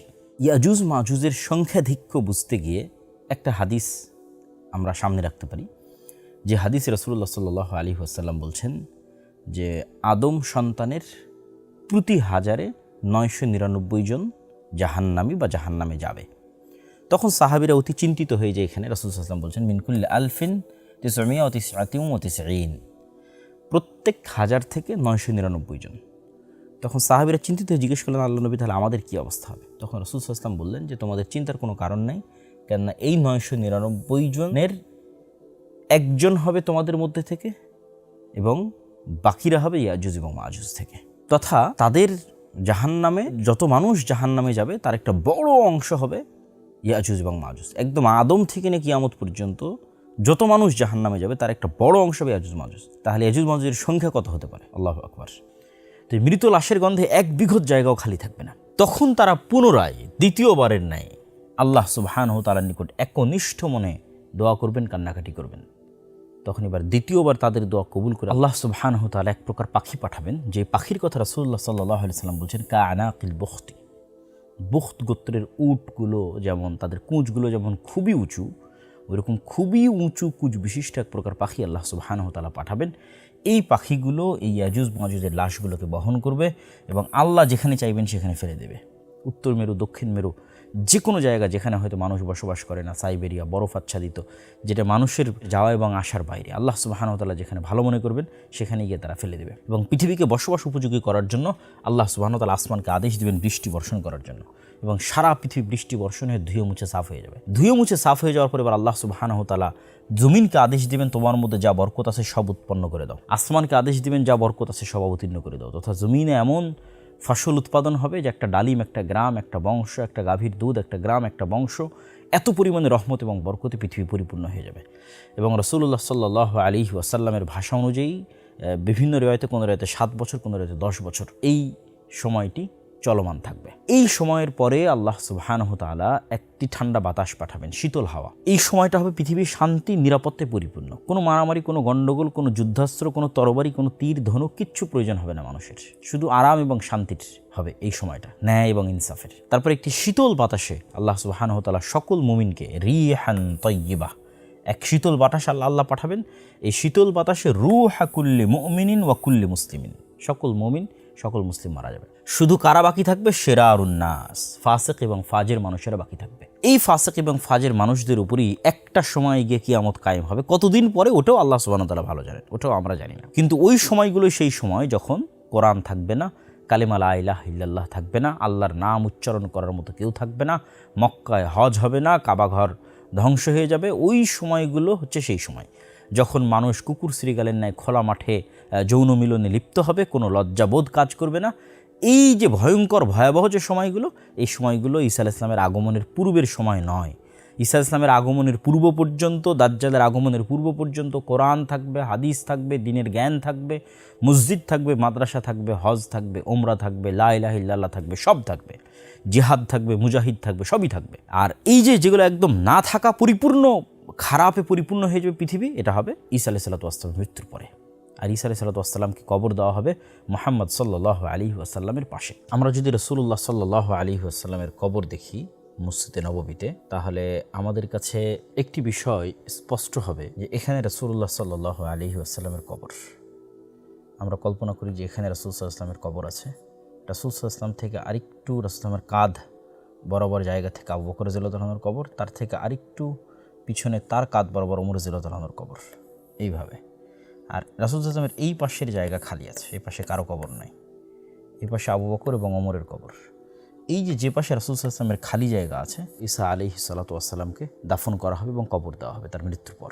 প্রিয় দর্শক ও শ্রোতা, আমরা মোটামুটি দীর্ঘ সময় যাবৎ কিয়ামতের পূর্ব মুহূর্তে সংঘটিত বিষয়গুলোর উপর সবচেয়ে বিশুদ্ধ যে হাদিসগুলো, বিশেষ করে বুখারী মুসলিমে এসেছে, দাজ্জাল সংক্রান্ত, ইয়াজুজ মাজুজ সংক্রান্ত, সেগুলোর মোটামুটি একটা সারমর্ম আলোচনা আমরা ইতিমধ্যেই করে ফেলেছি।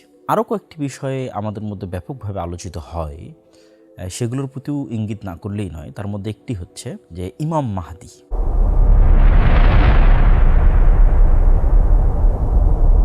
ইমাম মাহদী সংক্রান্ত কিছু আকীদা এবং বিশ্বাস আছে শিয়াদের, আর কিছু আকীদা এবং বিশ্বাস আছে আহলুস সুন্নাত ওয়াল জামাতের।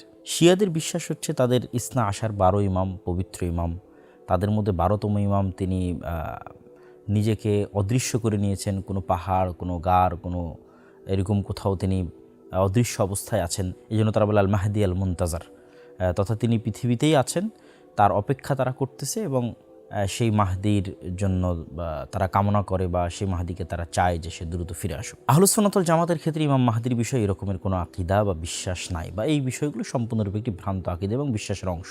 ঈসা আলাইহিস সালাতু ওয়াস সালামের পূর্বে একজন আমিরের অধীনে, একজন নেতার অধীনে উম্মতে মুহাম্মাদি একত্রিত হবে, রোমানদের বিরুদ্ধে যুদ্ধ করবে, এবং কিছু কিছু হাদিসে আছে যে তার হাত দিয়ে পৃথিবীতে ন্যায় এবং ইনসাফ প্রতিষ্ঠা হবে ঈসা আলাইহিস সালামের আগমনের পূর্বেই। বিশেষ করে শেখ আব্দুল মুহসিন আল আব্বাদ এই বিষয়ে একটি বই লিখেছেন। আমরা সেই বই থেকেও এই বিষয়ে একটি হাদিস দেখে আসতে পারি। যেহেতু ইমাম মাহদি নিয়ে অসংখ্য বিভ্রান্ত আকীদা এবং বিভ্রান্ত বিশ্বাস মানুষের মধ্যে বিরাজমান, ফলত এই বিষয়ে সঠিক আকীদা রাখাও অনেক জরুরি, এবং এই জন্য আমরা মাকতাবাতুস সালাফের পক্ষ থেকে অচিরেই এই শেখ আব্দুল মুহসিন আল আব্বাদের এই বইটি আমরা বাংলা অনুবাদ নিয়ে আসছি ইনশাআল্লাহ। সেখানে বিস্তারিত আলোচনা পাবেন। আমি সেখান থেকে শুধু একটি হাদিস আপনাদের সামনে তুলে ধরতে চাই। আবু দাউদে বর্ণিত হাদিস, যে রাসূলুল্লাহ সাল্লাল্লাহু আলাইহি ওয়াসাল্লাম বলেন, আব্দুল্লাহ বিন মাসউদ রাদিয়াল্লাহু তাআলা থেকে বর্ণিত, যে যদি পৃথিবী ধ্বংস হতে একদিনও বাকি থাকে, তবুও আমার আহলে বাইত তথা রাসূল সাল্লাল্লাহু আলাইহি ওয়াসাল্লামের বংশ, রাসূল সাল্লাল্লাহু আলাইহি ওয়াসাল্লামের আহলে বাইত মানে শুধু ফাতেমা রাদিয়াল্লাহু তাআলা আনহা নন, বা আহলে বাইত মানে শুধু হাসান এবং হোসাইন নয়। আহলে বাইত মানে আমরা এর আগে অন্য আরেক বক্তব্যে বিস্তারিত আলোচনা করেছি, আহলে বাইতের মধ্যে রাসূল সাল্লাল্লাহু আলাইহি ওয়াসাল্লামের চাচারাও আছেন, তথা আলী ইবনে আবি তালেবের অন্য আর যারা ভাই আছে। আবু তালেব তো রাসূল সাল্লাল্লাহু আলাইহি ওয়াসাল্লামের চাচা, তার এক ছেলে তো আলী, আর এক ছেলে জাফর ইবনে আবি তালেব, যিনি মুতার যুদ্ধে শহীদ হয়েছেন। তো এরকম রাসূল সাল্লাল্লাহু আলাইহি ওয়াসাল্লামের আরেক চাচা আব্বাস বিন আব্দুল মুত্তালিব, যার এক ছেলে হচ্ছে আব্দুল্লাহ ইবনে আব্বাস। তো এক কথায় বানু হাশিম, রাসূল সাল্লাল্লাহু আলাইহি ওয়াসাল্লাম কুরাইশের যেই গোত্র হাশিম, এই হাশিমি গোত্রের মধ্যে তিনি আসবেন, তথা কুরাইশ বংশের মধ্যে তিনি আসবেন, এবং তার নামের সাথে আমার নাম মিল থাকবে, তার পিতার নামের সাথে আমার পিতার নাম মিল থাকবে, তথা মুহাম্মদ বিন আবদুল্লাহ। তিনি পৃথিবীকে এমনভাবে ন্যায় এবং ইনসাফ দিয়ে পরিপূর্ণ করে দিবেন যেমনভাবে তার পূর্বে পৃথিবী অত্যাচার এবং জুলমে পরিপূর্ণ ছিল। তো কাছাকাছি এই ধরনেরই মোটামুটি অনেক হাদিস একত্রিত তিনি করেছেন। তার মধ্যে সহিহাইনে তথা সহিহ বুখারী এবং মুসলিমে সরাসরি মাহদি নামে নাই, কিন্তু বুখারী এবং মুসলিমে যেগুলো আছে সেটা হচ্ছে ঈসা আলাইহিস সালাম আসার পূর্বে যে ইমামের অধীনে মুসলমানগণ একত্রিত হবে, যে আমির ঈসা আলাইহিস সালামকে বলবে যে আপনি সালাত আদায় করান, পর ঈসা আলাইহিস সালাম সে আমিরকে বলবে আপনি সালাত আদায় করান, এই বর্ণনাগুলো আছে। তো ওগুলো থেকে ইন্ডিকেট পাওয়া যায় যে হ্যাঁ, ঈসা আলাইহিস সালামের আগমনের পূর্বে একজন আমিরের অধীনে মুসলমানেরা একত্রিত হবে। আর সরাসরি মাহদির নাম নিয়ে সহিহ বুখারী এবং মুসলিমের বাইরে অনেক হাদিস আছে যেগুলো একত্রিত করলে হাসান বা সহিহ স্তরের হয়, সেগুলো এখানে এই বই একত্রিত করা আছে। তার মধ্যে একটি হাদিস আপনাদের সামনে তুলে ধরলাম। এখানে আমাদের একটা বিষয় মনে রাখতে হবে যে ইমাম মাহদি বা মাহদি বিষয়ে আমাদের বিশ্বাস কী হবে। মাহদি বিষয়ে আমাদের বিশ্বাস হবে যে আবু বকর, ওমর, উসমান, আলী রাসূল সাল্লাল্লাহু আলাইহি ওয়াসাল্লামের পরে এবং রাসূল সাল্লাল্লাহু আলাইহি ওয়াসাল্লামের সাহাবীরা সর্বশ্রেষ্ঠ, এবং সাহাবীদের মধ্যে জান্নাতের সুসংবাদপ্রাপ্ত যারা তারা সর্বশ্রেষ্ঠ। জান্নাতের সুসংবাদপ্রাপ্তদের মধ্যে এই চারজন খলিফা সর্বশ্রেষ্ঠ। এই চারজনের মধ্যে সর্বশ্রেষ্ঠ আবু বকর রাদিয়াল্লাহু তাআলা আনহু, তথা ইমাম মাহদির এরকম কোনো ব্যক্তিত্ব নন যিনি আবু বকরের চেয়ে শ্রেষ্ঠ, ওমরের চেয়ে শ্রেষ্ঠ, ওসমান, আলী রাদিয়াল্লাহু তাআলার চেয়ে শ্রেষ্ঠ, বা রাসূল সাল্লাল্লাহু আলাইহি ওয়াসাল্লামের অন্য কোনো সাহাবীর চেয়ে শ্রেষ্ঠ। তবে হ্যাঁ, তিনি একজন সৎ নেতা, একজন সৎ আমির, এবং এতটুকুই আমাদের বিশ্বাস তার সম্পর্কে থাকবে। তবে তার সৈন্যবাহিনীর আমাদের অংশ হতে হবে, তিনি কখন বের হলেন, কোথায় বের হচ্ছেন, এটা সম্পর্কে আমাদের খোঁজ খবর রাখতে হবে। এই বিষয়গুলো কেন উচিত নয়? এই জন্য উচিত নয় যে এই জামানাটা হচ্ছে ফিতনার জামানা। দাজ্জাল এবং দাজ্জালের পূর্ব মুহূর্তের যে ফিতনা, এটা ফিতনার জামানা। আর রাসূল সাল্লাল্লাহু আলাইহি ওয়াসাল্লাম ফিতনা থেকে পরিত্রাণ চাইতে আমাদের শিখিয়েছেন, আল্লাহু নাউযুবিকা মিন ফিতনাতিল মাসিহিদ দাজ্জাল। তথা আমাদের কামনা হবে যেন মাসিহিদ দাজ্জালের যুগ আসার পূর্বেই, ঈসা ইসলামের যুগ আসার পূর্বে, ইমাম মাহদির যুগ আসার পূর্বে আমরা যেন ঈমান নিয়ে পৃথিবী থেকে বিদায় নিতে পারি। এবং ইমাম মাহদি আসলে বা ঈসা ইসলাম আসলে নতুন কোনো দিন আসবে, নতুন কোনো আসমানি কিতাব আসবে, নতুন কোনো হাদিস তৈরি হবে, এরকম কিছু নাই। বরং যেই কোরআন, যেই হাদিস এখন আমাদের কাছে আছে, যেই কোরআন এবং হাদিস মানার জন্য দাজ্জাল তামিম আদ-দারির ওই হাদিসে তাদেরকে বলেছিল যে তোমাদের উচিত হবে মুহাম্মদ সাল্লাল্লাহু আলাইহি ওয়াসাল্লামের কথা মেনে নেওয়া, ওই মুহাম্মদ সাল্লাল্লাহু আলাইহি ওয়াসাল্লামের আনিত কোরআন এবং হাদিসের উপরই ইমাম মাহদি এবং ঈসা আলাইহিস সালাম আমল করবেন। তাহলে আমাদের কাজ কি? আমাদের কাজ তো আমাদের কাছে আছেই, যে কোরআন এবং হাদিস আমাদের কাছে, সেটার উপর আমাদের আমল করতে হবে। আমাদের ঈমান এবং সালাতের উপর আমাদেরকে অটল থাকতে হবে ফিতনা থেকে বাঁচার জন্য, যেটা আমি আমাদের এই আলোচনার শেষে আরেকবার বলবো। তবে হ্যাঁ, কে ইমাম মাহদি প্রকৃত অর্থে, এটা বুঝার কোনো আলামত আছে কিনা? এটা বুঝার একটা আলামত হতে পারে যে মুসলমানেরা তার নেতৃত্বে একত্রিত হবে। তিনি নেতা হতে চাইবেন না, মক্কায় মানুষেরা জোরপূর্বক তাকে নেতা করবে, তিনি নিজে নেতৃত্বে দাবি করবেন না, তিনি নিজে দাবি করবেন না যে আমি ইমাম মাহদি আসো আমার কাছে বায়াত গ্রহণ করে, এরকম কোনো দাবি তিনি করবেন না। মানুষেরাই জোর করে তাকে নেতা বানাবে। এবং আরও একটি বড় আলামত যেটা অন্য একটি হাদিসে পাওয়া যায়, সেটি হচ্ছে রাসূলুল্লাহ সাল্লাল্লাহু আলাইহি সাল্লাম বলেছেন যে পৃথিবীর পূর্বে একটা বিশাল ভূমিধস হবে, পশ্চিমে একটা ভূমিধস হবে, আর আরব ভূখণ্ডে একটা ভূমিধস হবে। এবং কিছু কিছু হাদিসে আরব ভূখণ্ডে ভূমিধসের এই জায়গাটা নির্ধারিত করা আছে। এখানে আপনাদের সামনে সহিহ মুসলিমের আমরা একটা হাদিস তুলে ধরেছি, যেখানে আরব ভূখণ্ডে ভূমিধসের জায়গাটা নির্ধারণ করা আছে বাইদা নামক জায়গায় ভূমিধসটা হবে। এবং এই ভূমিধসের ক্ষেত্রে রাসূল সাল্লাল্লাহু আলাইহি ওয়াসাল্লাম তার বংশের একজন ব্যক্তির কথা বলছেন, যিনি মক্কায় আশ্রয় নেবেন, তার বিরুদ্ধে সেনাবাহিনী পাঠানো হবে।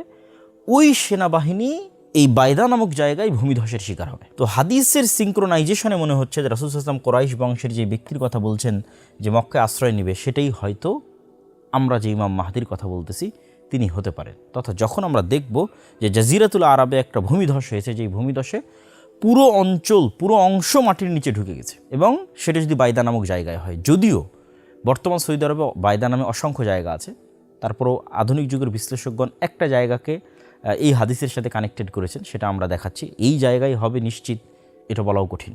রাসূলুল্লাহ সাল্লাল্লাহু আলাইহি সাল্লামের যুগে এই বাইদা নাম কোন জায়গার ক্ষেত্রে প্রয়োগ করা হতো সেটি খুঁজে বের করা এবং এখনকার অসংখ্য জায়গা বাইদা নামে হওয়া বিষয়টা একটু জটিল। তারপর আমরা দেখাই, এখানে আমরা দেখতে পাচ্ছি যে মসজিদের যে হারাম এরিয়া আছে, এই হারাম এরিয়া যেখান থেকে শেষ হয়, এই শেষ হওয়ার পরে আমরা যেখান থেকে মদিনার মিকাত যেটাকে বলি জুল হুলাইফা, এখান থেকে হাজিগণ মক্কা যাওয়ার জন্য যখন উমরা বা হজে যান, তখন মদিনার মানুষ এখান থেকে ইহরাম বাঁধে। আর এই যে এটা হচ্ছে মসজিদে কুবা, এদিকে মসজিদে নববী। এই যে এখানে আমরা একটা জায়গা দেখতে পাচ্ছি আল বাইদা, জুল হুলাইফা পার হওয়ার পরে এবং জাবাল ঈদ যেখানে হারামের এরিয়া শেষ হয়, তারপরই এই যে বাইদা নামক আমরা জায়গা দেখতে পাচ্ছি। এটা মিকাত, জুল হুলাইফা মিকাতের মসজিদ। এবং এইদিকে জাতুল জাইশ, যেখানে আয়েশা রাদিয়াল্লাহু তাআলা আনহার হার হারিয়ে গেছিল, যে লম্বা ঘটনা এবং তায়াম্মুমের আয়াত অবতীর্ণ হয়েছিল। এই এরিয়ার মাঝামাঝি এরিয়াই হচ্ছে বাইদা, একটা ফাঁকা জায়গা। নির্ধারিত আমরা জায়গা বুঝতে না পারলেও জাজিরাতুল আরব, আরব উপদ্বীপে একটা ভয়ঙ্কর ভূমিধস হবে। এই ভূমিধসের মাধ্যমে নিশ্চিত হওয়া যেতে পারে যে ইমাম মাহদি তিনি।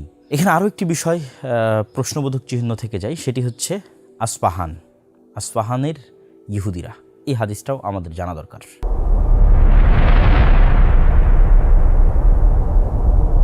রাসূলুল্লাহ সাল্লাল্লাহু আলাইহি ওয়াসাল্লামের আরেকটি আশ্চর্যজনক হাদিস, সেই হাদিসটি হচ্ছে দাজ্জাল যখন বের হবে, ইয়াতবাউদ দাজ্জাল মিন ইয়াহুদি আসবাহান ৭০ আলফান। দাজ্জালের অনুসারী কারা হবে, দাজ্জালের সাথে কারা থাকবে, কারা দাজ্জালের আনুগত্য করবে, অনুসরণ করবে এবং দাজ্জালের হয়ে লড়াই করবে। তো রাসূল সাল্লাল্লাহু আলাইহি ওয়াসাল্লাম বলছেন যে ইস্পাহানের ৭০,০০০ ইহুদি দাজ্জালের অনুসারী হবে। তো চলেন আমরা দেখে আসি ইস্পাহান শহরটি কোথায়। বর্তমান যে ইরান, এই ইরান অঞ্চল এবং ইরানের আশেপাশের অঞ্চলগুলো বা মধ্য এশিয়ার অঞ্চলগুলো ইসলামে বিভিন্ন দিক থেকে খুবই গুরুত্বপূর্ণ। তার মধ্যে একটা হাদিস আপনাদের জানা আছে, রাসূল সাল্লাল্লাহু আলাইহি ওয়াসাল্লাম বলেছেন যে দিন যদি সুরাইয়া তারকার ওখানেও থাকে, তবুও খোরাসান অঞ্চল, মাওয়ারা ইন নাহার, এই অঞ্চলের মানুষেরা সেখান থেকে দিন নিয়ে আসবে। এবং আমরা যদি দেখি যে হাদিস শাস্ত্রের যে ইতিহাস, এই ইতিহাসে সবচেয়ে অবদান কাদের বেশি, তাহলে আমরা দেখব এই অঞ্চলগুলো একসময় ইলমের মার্কাজ ছিল। এই যে নিশাপুর, এই নিশাপুর ইলমের অনেক বড় মার্কাজ, এটা আজকের ইরানের অন্তর্ভুক্ত। এই যে তেহরান, এই তেহরানের নিকটবর্তী অঞ্চল হচ্ছে এবং আবু হাতেম আর রাজি, আবু যুরআ আর রাজি, তাদের যে দার্সের জায়গা রায়, সেই অঞ্চল।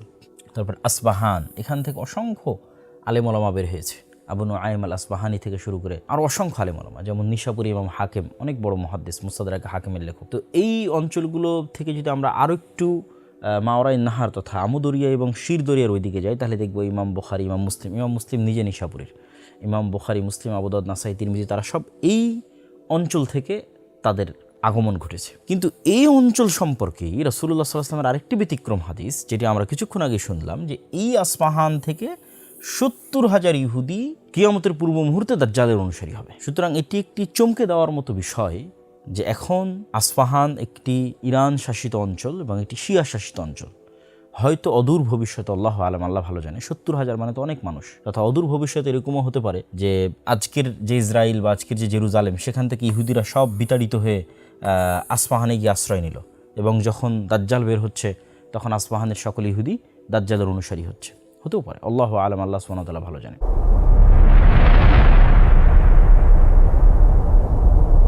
কিয়ামতের পূর্ব মুহূর্তের আরেকটি গুরুত্বপূর্ণ হাদিস, যেটি আলোচনা না করলে আমাদের আলোচনাটি পূর্ণতা পাবে না, সে হাদিসটি হচ্ছে রাসূলুল্লাহ সাল্লাল্লাহু আলাইহি ওয়াসাল্লাম বলেন, লা তাকুমুস সাআহ হাত্তা ইউকাতিলাল মুসলিমুন, ততদিন পর্যন্ত কিয়ামত হবে না যতদিন মুসলমানেরা ইহুদিদের সাথে যুদ্ধ না করছে। ফায়াকতুলুহুমুল মুসলিমুন, এবং মুসলমানেরা ইহুদিদের হত্যা করবে। এবং হত্যা করার ভয়াবহতায় সিচুয়েশন এরকম দাঁড়াবে যে ইহুদিরা পালিয়ে আশ্রয় নিবে পাথরের পিছনে, পালিয়ে আশ্রয় নিবে গাছের পিছনে। তখন ইহুদিদের বিরুদ্ধে গিয়ে প্রকৃতি কথা বলে উঠবে, আল্লাহর সৃষ্টি গাছ এবং পাথর কথা বলে উঠবে। কি বলবে? ইয়া আবদাল্লাহ, হে আল্লাহর বান্দা, হাদা ইহুদি খালফি, এই যে ইহুদি আমার পিছনে লুকিয়ে আছে, ফাতা আল ফাকতুলহু, আসো একে হত্যা করো। ইল্লাল গারকাদ, তবে গারকাদ নামক গাছ ব্যতীত, ফাইন্নাহু মিন শাজারিল ইহুদ, কেননা এটি ইহুদিদের গাছ। চলুন আমরা একটু সেই গাছটি দেখে আসি। ইহুদিরা যখন বিভিন্ন পাথর এবং গাছের আড়ালে আশ্রয় নেবে, যখন সকল গাছ কথা বলবে, সকল পাথর কথা বলবে, কিন্তু বিশেষ যে গাছটি কথা বলবে না, যেটা আপনারা হাদিসে দেখলেন গারকাদ গাছ, সেই গাছটা আপনারা আমার পিছনে দেখতে পাচ্ছেন। এই ধরনের ঝোপড়ির মতো গাছটি হচ্ছে গারকাদ গাছ। প্রিয় উপস্থিতি, এই ঘটনাটি কখন ঘটবে? এই হাদিসের যেগুলো অন্যান্য রেওয়ায়াত, এটি সহিহ মুসলিমের বর্ণনা, অন্যান্য রেওয়ায়াত যেগুলো বিভিন্ন বইয়ে এসেছে তার মধ্যে কিছু দুর্বলতাও আছে, সেগুলোর আলোকে ব্যাখ্যাকার ইমাম নববী সহ আরও যারা বড় বড় ব্যাখ্যাকার আছেন তারা লিখেছেন এই ঘটনাটা ঘটবে যখন মুসলমানেরা ঈসা আলাইহিস সালামের সাথে থাকবে এবং দাজ্জালকে হত্যা করার পর দাজ্জালের সাথে যে ইহুদিরা থাকবে, ওই যে আমরা আর এক হাদিসে বললাম 70,000 ইহুদি থাকবে দাজ্জালের সাথে ইস্পাহানের, সেই ইহুদিদেরকে এবার, বাকি ইহুদিদেরকে এবার মুসলমানেরা হত্যা করবে। তখন ওই সমস্ত ইহুদিরা এইভাবে আশ্রয় নেবে বিভিন্ন জায়গায়, এবং তখন প্রকৃতি তাদের বিরুদ্ধে গিয়ে কথা বলে উঠবে। তথা এই ঘটনাটা, ইহুদিদের এই হত্যার ঘটনাটা হবে ঈসা আলাইহিস সালামের সাথে দাজ্জালের যে মুখোমুখি হওয়ার বিষয়টি, তখন ঈসা আলাইহিস সালামের সাথে থাকবে মুসলমানেরা, দাজ্জালের সাথে থাকবে ইহুদিরা। সেই যে ফাইনাল যুদ্ধ, ওই ফাইনাল যুদ্ধে এই ঘটনাটি ঘটবে। আল্লাহু আ'লাম বিসওয়াব।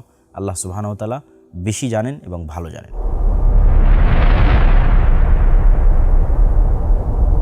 প্রিয় উপস্থিতি, এই যে আমরা দাজ্জালের বিশাল হাদিস পড়লাম, ইয়াজুজ এবং মাজুজের ভয়ঙ্কর ঘটনা শুনলাম, একদল নাস্তিককে দেখবেন যখন আমরা এগুলো বলি তখন তারা প্রশ্ন উঠায় যেগুলো কাল্পনিক, ঔপন্যাসিক গল্পের মতো, এবং এগুলো জীবনে কোনোদিন বাস্তবে হবে না। এবং তাদের এই অবিশ্বাসের সবচেয়ে বড় কারণ হচ্ছে আজকের যে উন্নত প্রযুক্তি, আজকের যে স্যাটেলাইটের অধীনে বিশ্ব, ক্যামেরা, তারা মনে করে সারা পৃথিবীর সব কিছু যেহেতু আমাদের কন্ট্রোলে, তো কোথাও তো আমরা দাজ্জালকে দেখতে পাচ্ছি না, কোথাও তো আমরা ইয়াজুজ এবং মাজুজকে দেখতে পাচ্ছি না।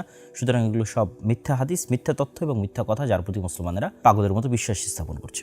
কিন্তু আমাদের প্রথমত এই বিষয়গুলোর প্রতি আমাদের প্রথম দায়িত্ব এবং কর্তব্য হচ্ছে সামি'না ওয়া আতা'না, আমরা শুনেছি, ঈমান এনেছি এবং অনুসরণ করেছি। এটি উম্মতে মুহাম্মাদের বৈশিষ্ট্য। রাসূলুল্লাহ সাল্লাল্লাহু আলাইহি ওয়াসাল্লাম যখন মেরাজ সফর করেছিলেন, তখন আবু বকর রাদিয়াল্লাহু তাআলা আনহু সেটির সত্যায়ন করার কারণেই তিনি সিদ্দিক। আমাদের নবী মুহাম্মদ সাল্লাল্লাহু আলাইহি ওয়াসাল্লামের পক্ষ থেকে যা যেভাবে বর্ণিত হয়েছে, আমরা সেটার প্রতি ঈমান রাখি এবং সেটিকে তার জাহিরি অর্থ, প্রকাশ্য অর্থের উপরই সংঘটিত হবে মর্মে দৃঢ় বিশ্বাস রাখি। সেক্ষেত্রে আমাদের জন্য আসলে কোনো দলিল এবং কোনো ডকুমেন্টের প্রয়োজন নাই। আমাদের জন্য আসলে আল্লাহর একটি কথাই যথেষ্ট, যে ওয়া আলা কুল্লি শাইইন কাদির, তিনি সকল কিছুর উপর ক্ষমতাবান। কিন্তু তারপরও যেহেতু আমরা মানুষ এবং বিভিন্ন ফিতনা এবং বিভিন্ন প্রশ্ন আমাদের অন্তরে তৈরি হয়, সেহেতু এই বিষয়েও কিছু উত্তর যদি আমাদের জানা থাকে আমাদের জন্য সহজ হবে।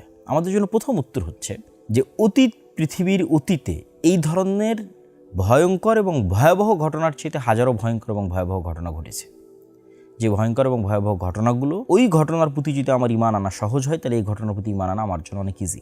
যেমন যখন মারিয়াম আলাইহিস সালাম বিনা পিতায় ঈসা আলাইহিস সালামকে জন্ম দিলেন, তখন ওইটার প্রতি ঈমান আনার জন্য আল্লাহ বলছেন কোরআনে যে আমি আদমকে তো পিতামাতায় ছাড়াই সৃষ্টি করেছি।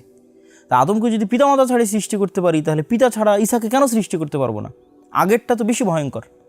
তাহলে ঠিক তেমনই ঈসা আলাইহিস সালাম আসমান থেকে নেমে আসবেন, এটা যদি আমাদের কাছে মানতে অবিশ্বাস্য হয়, তো আদম আলাইহিস সালামও তো তার হাজার হাজার লক্ষ বছর আগে তিনিও তো আসমান থেকে জান্নাত থেকে দুনিয়াতে নেমে এসেছেন। সেটা তো আমরা সবাই বিশ্বাস করছি, তাওরাত, বাইবেল, কোরআন সব জায়গায় লেখা আছে। তাহলে আদম আলাইহিস সালাম যদি জান্নাত এবং আসমান থেকে পৃথিবীতে নেমে আসতে পারে, ঈসা আলাইহিস সালাম কেন পারবেন না? ঠিক তেমনি আমরা যদি চিন্তা করি যে সূরা কাহাফের যে ঘটনাগুলো, যে যুলকারনাইন সফর করছে, ইয়াজুজ এবং মাজুজকে দেওয়াল দিয়ে ঢেকে দিচ্ছে, তাহলে ইয়াজুজ এবং মাজুজের অস্তিত্ব এবং ইয়াজুজ এবং মাজুজের সাথে সাক্ষাৎ অতীতে সংঘটিত হয়েছে। তাহলে এটার প্রতি আমাদের ঈমান কি পরিমাণ মজবুত হওয়া উচিত যে এটা নিশ্চিত আছে, এটা অতীতে যুলকারনাইন ইয়াজুজ মাজুজের সাথে দেখা করে এসেছে, তাহলে ইন ফিউচার অবশ্যই ঘটবে। ঠিক তেমনি খিজির আলাইহিস সালামের সাথে মুসা আলাইহিস সালামের সাক্ষাৎ, যেটাও সূরা কাহাফে আছে। দেখেন এটা কি ব্যতিক্রম ঘটনা। কোথায় এখন খিজির আলাইহিস সালাম? তিনি কোথায় থেকে আসলেন? তিনি কোথায় হারিয়ে গেলেন, তাই না? তো তার ঘটনা যদি সত্য হতে পারে, তিনি যদি আড়ালে থাকতে পারেন এবং তাকে খোঁজার জন্য যদি একটা নির্দিষ্ট পদ্ধতিতে মুসা আলাইহিস সালামকে যেতে হয়, আল্লাহ সুবহানাহু ওয়া তাআলা যদি খিজির আলাইহিস সালামকে আড়ালে রাখতে পারেন, দাজ্জালকে কেন আড়ালে রাখতে পারবেন না? তাহলে যে ঘটনাগুলো কোরআনে অতীতে বর্ণিত হয়েছে এবং আমরা বিশ্বাস রাখতেছি, সেটার উপর যদি আমি বিশ্বাস রাখতে পারি ভবিষ্যতে ঘটবে এরকম ঘটনার উপর কেন আমি বিশ্বাস রাখতে পারবো না? দাজ্জাল আসলে একদিন হবে 1 বছরের সমান। মানুষ বলে এটা কী ধরনের কাল্পনিক অলৌকিক কথা, কেমনে সম্ভব? অথচ কাছাকাছি এই ধরনের ঘটনা কোরআনে অতীতে সংঘটিত হওয়ার কথা বলা হচ্ছে। যেমন আসহাবে কাহফের ঘটনা, যে তারা 309 বা 310 বছর ঘুমিয়ে আছে, অথচ মানুষ তাদেরকে মনে করতে যে তারা জাগ্রত, এবং তারা ঘুম থেকে উঠে বলছে কই আমরা তো মাত্র অল্প কিছুক্ষণ ঘুমিয়েছিলাম। আবার যে নবী আল্লাহ সুবহানাহু ওয়া তাআলার কাছে মৃতকে জীবিত করার মুজিজা দেখতে চাইলেন, তাকে আল্লাহ সুবহানাহু ওয়া তাআলা সেখানে মৃত করে দিলেন, তার ঘোড়া তার খাদ্যদ্রব্য সব মৃত হয়ে গেল। তিনি উঠে তিনি মনে করছেন তিনি অল্প সময় ছিলেন, তার ঘোড়া লাশ হয়ে সম্পূর্ণ কঙ্কাল হয়ে গেছে, তথা ঘোড়ার উপর দিয়ে 100 বছর অতিক্রম হয়ে গেছে, তার খাবার নষ্ট হয়নি। তাহলে তার খাবারের উপর দিয়ে কী সময় অতিক্রম হলো? এই যে সময়ের আপেক্ষিকতা, সময়ের যে গতি, এটার আপেক্ষিকতার কথা কোরআনে আগেই অসংখ্য অতীতের অসংখ্য ঘটনায় তুলে ধরা হয়েছে। তাহলে আমাদের ঈমান রাখতে হবে যে এই জিনিসগুলো একদিন ঘটবেই। তারপরও 3টা পয়েন্ট আমি বলতে চাই। প্রথমত, যে দাজ্জাল, ইয়াজুজ মাজুজ এই পৃথিবীতেই যদি থাকে তবুও সম্ভব, 2 ভাবে সম্ভব। 1, আপনি কখনোই নিশ্চিতভাবে দাবি করতে পারবেন না যে এই পৃথিবীর প্রত্যেক ইঞ্চি জায়গা, সমুদ্রের প্রতিটি পয়েন্ট, জঙ্গলের প্রতিটি পয়েন্ট আপনার অধীনস্থ এবং আপনার কন্ট্রোলে। এখন অসংখ্য জায়গা আছে যেখানে মানুষ যেতে পারে না, যে দ্বীপে মানুষ যায় না, যে জায়গায় মানুষ সফর করে না, চলাচল করে না, জাহাজ যায় না, এরকম অসংখ্য জায়গা আছে। ওই জায়গাগুলোতে দাজ্জাল বা ইয়াজুজ মাজুজ আছে এটা বলতেছি না, কিন্তু সারা পৃথিবী যে মানুষের কন্ট্রোলে, এটা মিথ্যা কথা। দ্বিতীয়ত, দাজ্জালের সাথে যদি তামিমাত দারির সাক্ষাৎ হয়ে থাকে, এই যুগেও মানুষের সাক্ষাৎ হওয়া সম্ভব নয়। হয়তো দাজ্জাল কোথায় আছে এটা যাদের সাথে দাজ্জালের যোগাযোগ তারা জানে। যেমন এপিস্টিন ফাইল প্রকাশের আগে কে জানতো যে এরকম একটা দ্বীপ, যেই দ্বীপে মানুষ জাহাজ নিয়ে যায়, উড়োজাহাজে, প্রাইভেট জেটে যায় এবং এই ধরনের অপরাধ করে, কে জানতো? কেউ তো জানতো না। 2 নম্বর, আমরা যে পৃথিবীতে বসবাস করছি, এই পৃথিবীতে তো আমাদের সাথে জিন এবং শয়তান এবং ফেরেশতা, তারাও তো আমাদের সাথে আছে, আমাদের আশেপাশে আছে, কিন্তু আমরা কি তাদের দেখতে পাচ্ছি না? তাহলে আমরা যদি জিন শয়তান তাদের দেখতে না পাই, অথচ তারা আমাদের সাথে আছে এই পৃথিবীতে, তাহলে আমরা দাজ্জাল এবং ইয়াজুজ মাজুজকে দেখতে পেতেই হবে। এই প্রশ্ন কেন আমাদের অন্তরে উত্থিত হচ্ছে? এবং আজকের বিজ্ঞানও বলতেছে যে বিভিন্ন ডাইমেনশনে আল্লাহর সৃষ্টি থাকতে পারে। আমরা থাকি 3D, 4D, 5D, 6D, আমাদের চেয়ে উপরের ডাইমেনশনে যারা আছে তাদের আমরা দেখতে পাবো না, কিন্তু তারা আমাদের দেখতে পাবে। এবং সর্বশেষ পয়েন্ট, আল্লাহ সুবহানাহু ওয়া তাআলা কোরআন মাজিদে বলেছেন যে তিনি 7 আসমান এবং 7 জমিন সৃষ্টি করেছেন। তো আল্লাহ সুবহানাহু ওয়া তাআলার অন্য জমিনেও তো থাকতে পারে দাজ্জাল, ইয়াজুজ মাজুজ, খিজির আলাইহিস সালাতু ওয়াস সালাম, তারা তো অন্য জমিনেও থাকতে পারে। এটা অস্বাভাবিক কিছু নয়, কেন ওই সমস্ত জমিনেও আল্লাহ সুবহানাহু ওয়া তাআলার আদেশ এবং ওহী অবতীর্ণ হয়, এটা আল্লাহ সুবহানাহু ওয়া তাআলা বলেছেন। এবং কিয়ামতের পূর্ব মুহূর্তে দাজ্জাল কেন্দ্রিক যে ঘটনাগুলো, এগুলো তো একটা বৈপ্লবিক এবং ব্যতিক্রম ঘটনা, প্রত্যেকটা ব্যতিক্রম ঘটনা। দাজ্জালের কাছে জান্নাত থাকবে, জাহান্নাম থাকবে, আসমান তার কথা শুনবে, জমিন তার কথা শুনবে।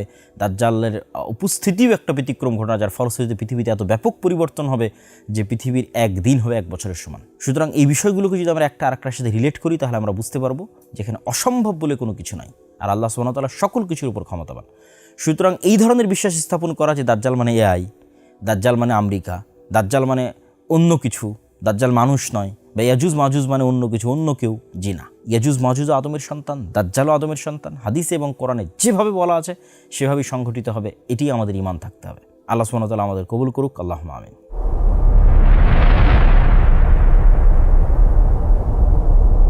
এই যে ভবিষ্যৎকেন্দ্রিক দীর্ঘ আলোচনা আমরা আজকে করলাম, এই দীর্ঘ আলোচনার থেকে আমাদের শিক্ষণীয় কি? এই দীর্ঘ আলোচনার সারমর্ম এবং শিক্ষণীয় যদি এক বাক্যে বলতে চাই, তাহলে আমি বলতে পারি যে আমরা এখন মধ্যপ্রাচ্যের যে যুদ্ধে আছি, এই যুদ্ধ কি মালহামা?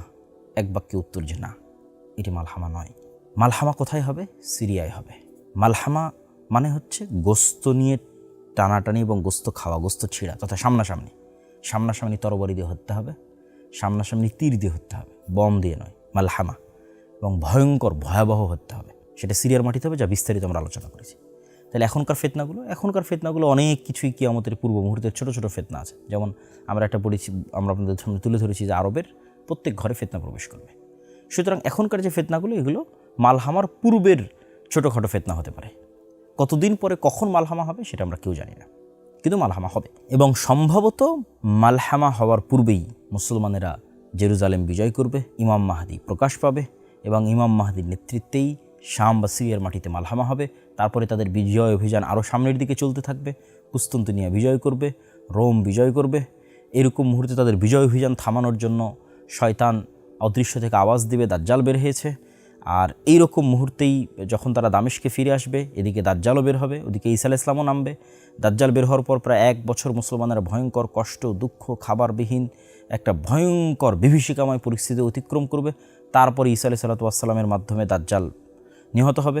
তারপরে দাজ্জালের সাথে যে 70,000 ইহুদি থাকবে তারা নিহত হবে। তারপরে ঈসা আলাইহিস সালামকে আল্লাহ সুবহানাহু ওয়া তাআলা বলবেন তুর পাহাড়ে আশ্রয় নেওয়ার জন্য। ইয়াজুজ মাজুজ আসবে, ইয়াজুজ মাজুজকে আল্লাহ সুবহানাহু ওয়া তাআলা আযাব এবং গজব দিয়ে ধ্বংস করে দিবেন। তারপরে তিনি পৃথিবীতে তুর পাহাড় থেকে পৃথিবীতে নেমে আসবেন। পৃথিবীতে নেমে এসে তিনি 7 বছর 10 বছর একটা দীর্ঘ সময়ব্যাপী ন্যায় এবং ইনসাফের শাসন প্রতিষ্ঠা করবে। তারপরে এক শীতল বাতাসে সকল মুমিন মুসলমান মারা যাবে এবং ফাসেক ফাজেরদের উপর কিয়ামত প্রতিষ্ঠিত হবে। প্রিয় উপস্থিতি, এই ঘটনাগুলো থেকে আমাদের শিক্ষণীয় হচ্ছে যে ভয়ঙ্কর ফিতনার মুহূর্তে আপনি ঈমান কীভাবে ধরে রাখবেন, ভয়ঙ্কর ফিতনার মুহূর্তে আপনি হেদায়েতের উপর কীভাবে থাকবেন। আমি স্পষ্টভাবে আপনাদের সামনে তুলে ধরতে চাই যে আসহাবুল উখদুদ তারা কিভাবে আগুনের মধ্যে প্রবেশ করেছিল, যাদের বর্ণনা আল্লাহ সুবহানাহু ওয়া তাআলা সূরা বুরুজে দিয়েছেন, যে তাদের বলা হয়েছিল হয় ঈমান না হয় আগুন। তো তখন তারা ঈমানকে মূল্যায়ন করতে গিয়ে স্বেচ্ছায় আগুনের মধ্যে ঝাঁপিয়ে পড়েছে। এটা সম্ভব হয়েছিল শুধু কিসের কারণে? পরকালে যে তাদের ইয়াকিন আছে, আল্লাহর প্রতি তাদের যে ইয়াকিন আছে সেটির কারণে। তারা ওই আগুনের মধ্যে জান্নাত মনে করে প্রবেশ করেছে, তারা তার মধ্যে জান্নাত দেখতে পাচ্ছিল তাদের বিশ্বাস অনুযায়ী। আর যদি তারা ঘরে ফেরত যেত তাহলে সেটা ছিল জাহান্নাম। এই একই ঘটনা দাজ্জালের সাথে ঘটবে। দাজ্জালের আগুন ওটাই জান্নাত, আর দাজ্জালের সুন্দর জান্নাত ওটাই জাহান্নাম। তাহলে এটার প্রতি আপনি ইয়াকিন যখন পরকালের প্রতি আপনার সর্বোচ্চ লেভেলের হবে, দুনিয়াবি কোনো লোভ, দুনিয়াবি কোনো স্বার্থ, সেটি 1 টাকার সমপরিমাণও যদি হয়, যদি আপনাকে দুর্বল এবং পরাস্ত না করতে পারে, আল্লাহর শক্তি, আল্লাহর ক্ষমতা, আল্লাহর অস্তিত্বের উপর যদি আপনার সর্বোচ্চ লেভেলের বিশ্বাস থাকে, তবেই আপনি দুনিয়া থেকে ঈমান নিয়ে বিদায় নিতে পারবেন। তো দাজ্জালের এই ফিতনা আমাদের প্রমাণ করে যে দুনিয়ার সফলতা মানে ঈমান নিয়ে বিদায় নেওয়া। দুনিয়ার সফলতা মানে ধন দৌলত, টাকা পয়সা, বাড়ি গাড়ি নয়। কেন? ওগুলোর প্রতি ন্যূনতম লোভ থাকলে দাজ্জালের ফিতনা থেকে আপনি বাঁচতে পারবেন না। তাহলে দুনিয়ার বিজয় মানে ঈমান অবস্থায়, সালাত অবস্থায় দুনিয়া থেকে বিদায় নেওয়া। এবং মুসলমানদের কাজ এই ধরনের ভবিষ্যৎ কেন্দ্রিক ঘটনার পিছনে পড়ে প্রোডাক্টিভিটি নষ্ট না করা, যে হ্যাঁ ইমাম মাহদি আসলেই তবেই আমরা সব কিছু করবো, তার আগে আমাদের কোনো কাজ নাই। এটা মুসলমানদের প্রোডাক্টিভিটি নষ্ট করে এবং এটা আমি মনে করি একটি ঈমান বিরোধী কার্যকলাপ। বরং মুসলমানদের সবসময় সদা সর্বদা অ্যাক্টিভ থাকতে হবে। কেন? ইমাম মাহদি এবং ঈসা আলাইহিস সালাম আসলে নতুন কোনো দিন আসবে না, নতুন কোনো কোরআন আসবে না। ওই কোরআনই যে কোরআন আমাদের কাছে আছে, ওই হাদিসই যে হাদিস আমাদের কাছে আছে। তাহলে পৃথিবীর সবচেয়ে বড় ঘটনা আগেই ঘটে গেছে, সেটা মুহাম্মদ সাল্লাল্লাহু আলাইহি ওয়াসাল্লাম, সেটা কোরআনের অবতীর্ণ হওয়া। ওইটা আমাদের আমল করতে হবে। এবং যদি সূর্য আমরা পশ্চিম দিকে উঠতে দেখি, তবু আমাদের হাতে যদি একটি গাছ থাকে সেটি রোপণ করার চেষ্টা করতে হবে। তথা আমাদের ঈমান এবং আমলের যে চেষ্টা, এই চেষ্টা আমাদের অব্যাহত থাকবে। এবং এই সমস্ত ঘটনা কেন্দ্রিক আমাদের কাজ কি? ফিতনা থেকে বাঁচতে। আল্লাহুম্মা আউযুবিকা মিন ফিতনাতিল মাসীহিদ দাজ্জাল, যে দাজ্জাল এবং দাজ্জালের সময়ের যে ভয়ঙ্কর ফিতনাগুলো আছে, ফিতনার যুগগুলো আসার পূর্বেই যেন আল্লাহ আমাদের ঈমান অবস্থায় দুনিয়া থেকে যাওয়ার তৌফিক দান করে। এই মর্মে আগ্রহী না হওয়া যে না আমি ওই যুদ্ধগুলোতে অংশগ্রহণ করবো, ওই ফিতনার সময় আমি থাকবো কেন। কেউ গ্যারেন্টি দিয়ে বলতে পারবে না ওই ফিতনার সময় সে ঈমান নিয়ে থাকতে পারবে কিনা। তাই নবীর শিক্ষা অনুযায়ী ওই ফিতনাগুলো আসার পূর্বেই আমাদের আল্লাহর কাছে পরিত্রাণ চাওয়া উচিত, আমরা যেন দুনিয়া থেকে বিদায় নিতে পারি। আল্লাহ সুবহানাহু ওয়া তাআলা আমাদের এই ফিতনা সংক্রান্ত হাদিসগুলো সঠিকভাবে বুঝার, সালাফি সালেহিনের ব্যাখ্যা এবং বুঝ অনুযায়ী বুঝার, সেগুলোর প্রতি ঈমান রাখার এবং এই ফিতনা থেকে আল্লাহর নিকটে বাঁচতে চাওয়ার, এবং ঈমান এবং সালাত, পরকালের প্রতি গভীর আস্থা, আল্লাহর প্রতি গভীর আস্থা এবং সালাত। আর এই বিষয়ে এই ঈমান মজবুত করার জন্যই মূলত আমাদের আল্লাহর পথে যাত্রা বইটি লেখা। তাই ফিতনার সময় যদি কেউ ঈমান মজবুত রাখতে চান, তিনি অবশ্যই আমাদের আল্লাহর পথে যাত্রা বইটি পড়তে পারেন। আর পরবর্তী কোনো পর্বে ইনশাআল্লাহ আমরা সূরা কাহফের যে ঘটনাগুলো আছে সেগুলো নিয়ে বিস্তারিত আপনাদের সাথে কথা হবে। আল্লাহ আমাদের কবুল করুক। আল্লাহুম্মা আমিন। আসসালামু আলাইকুম ওয়া রাহমাতুল্লাহি ওয়া বারাকাতুহু।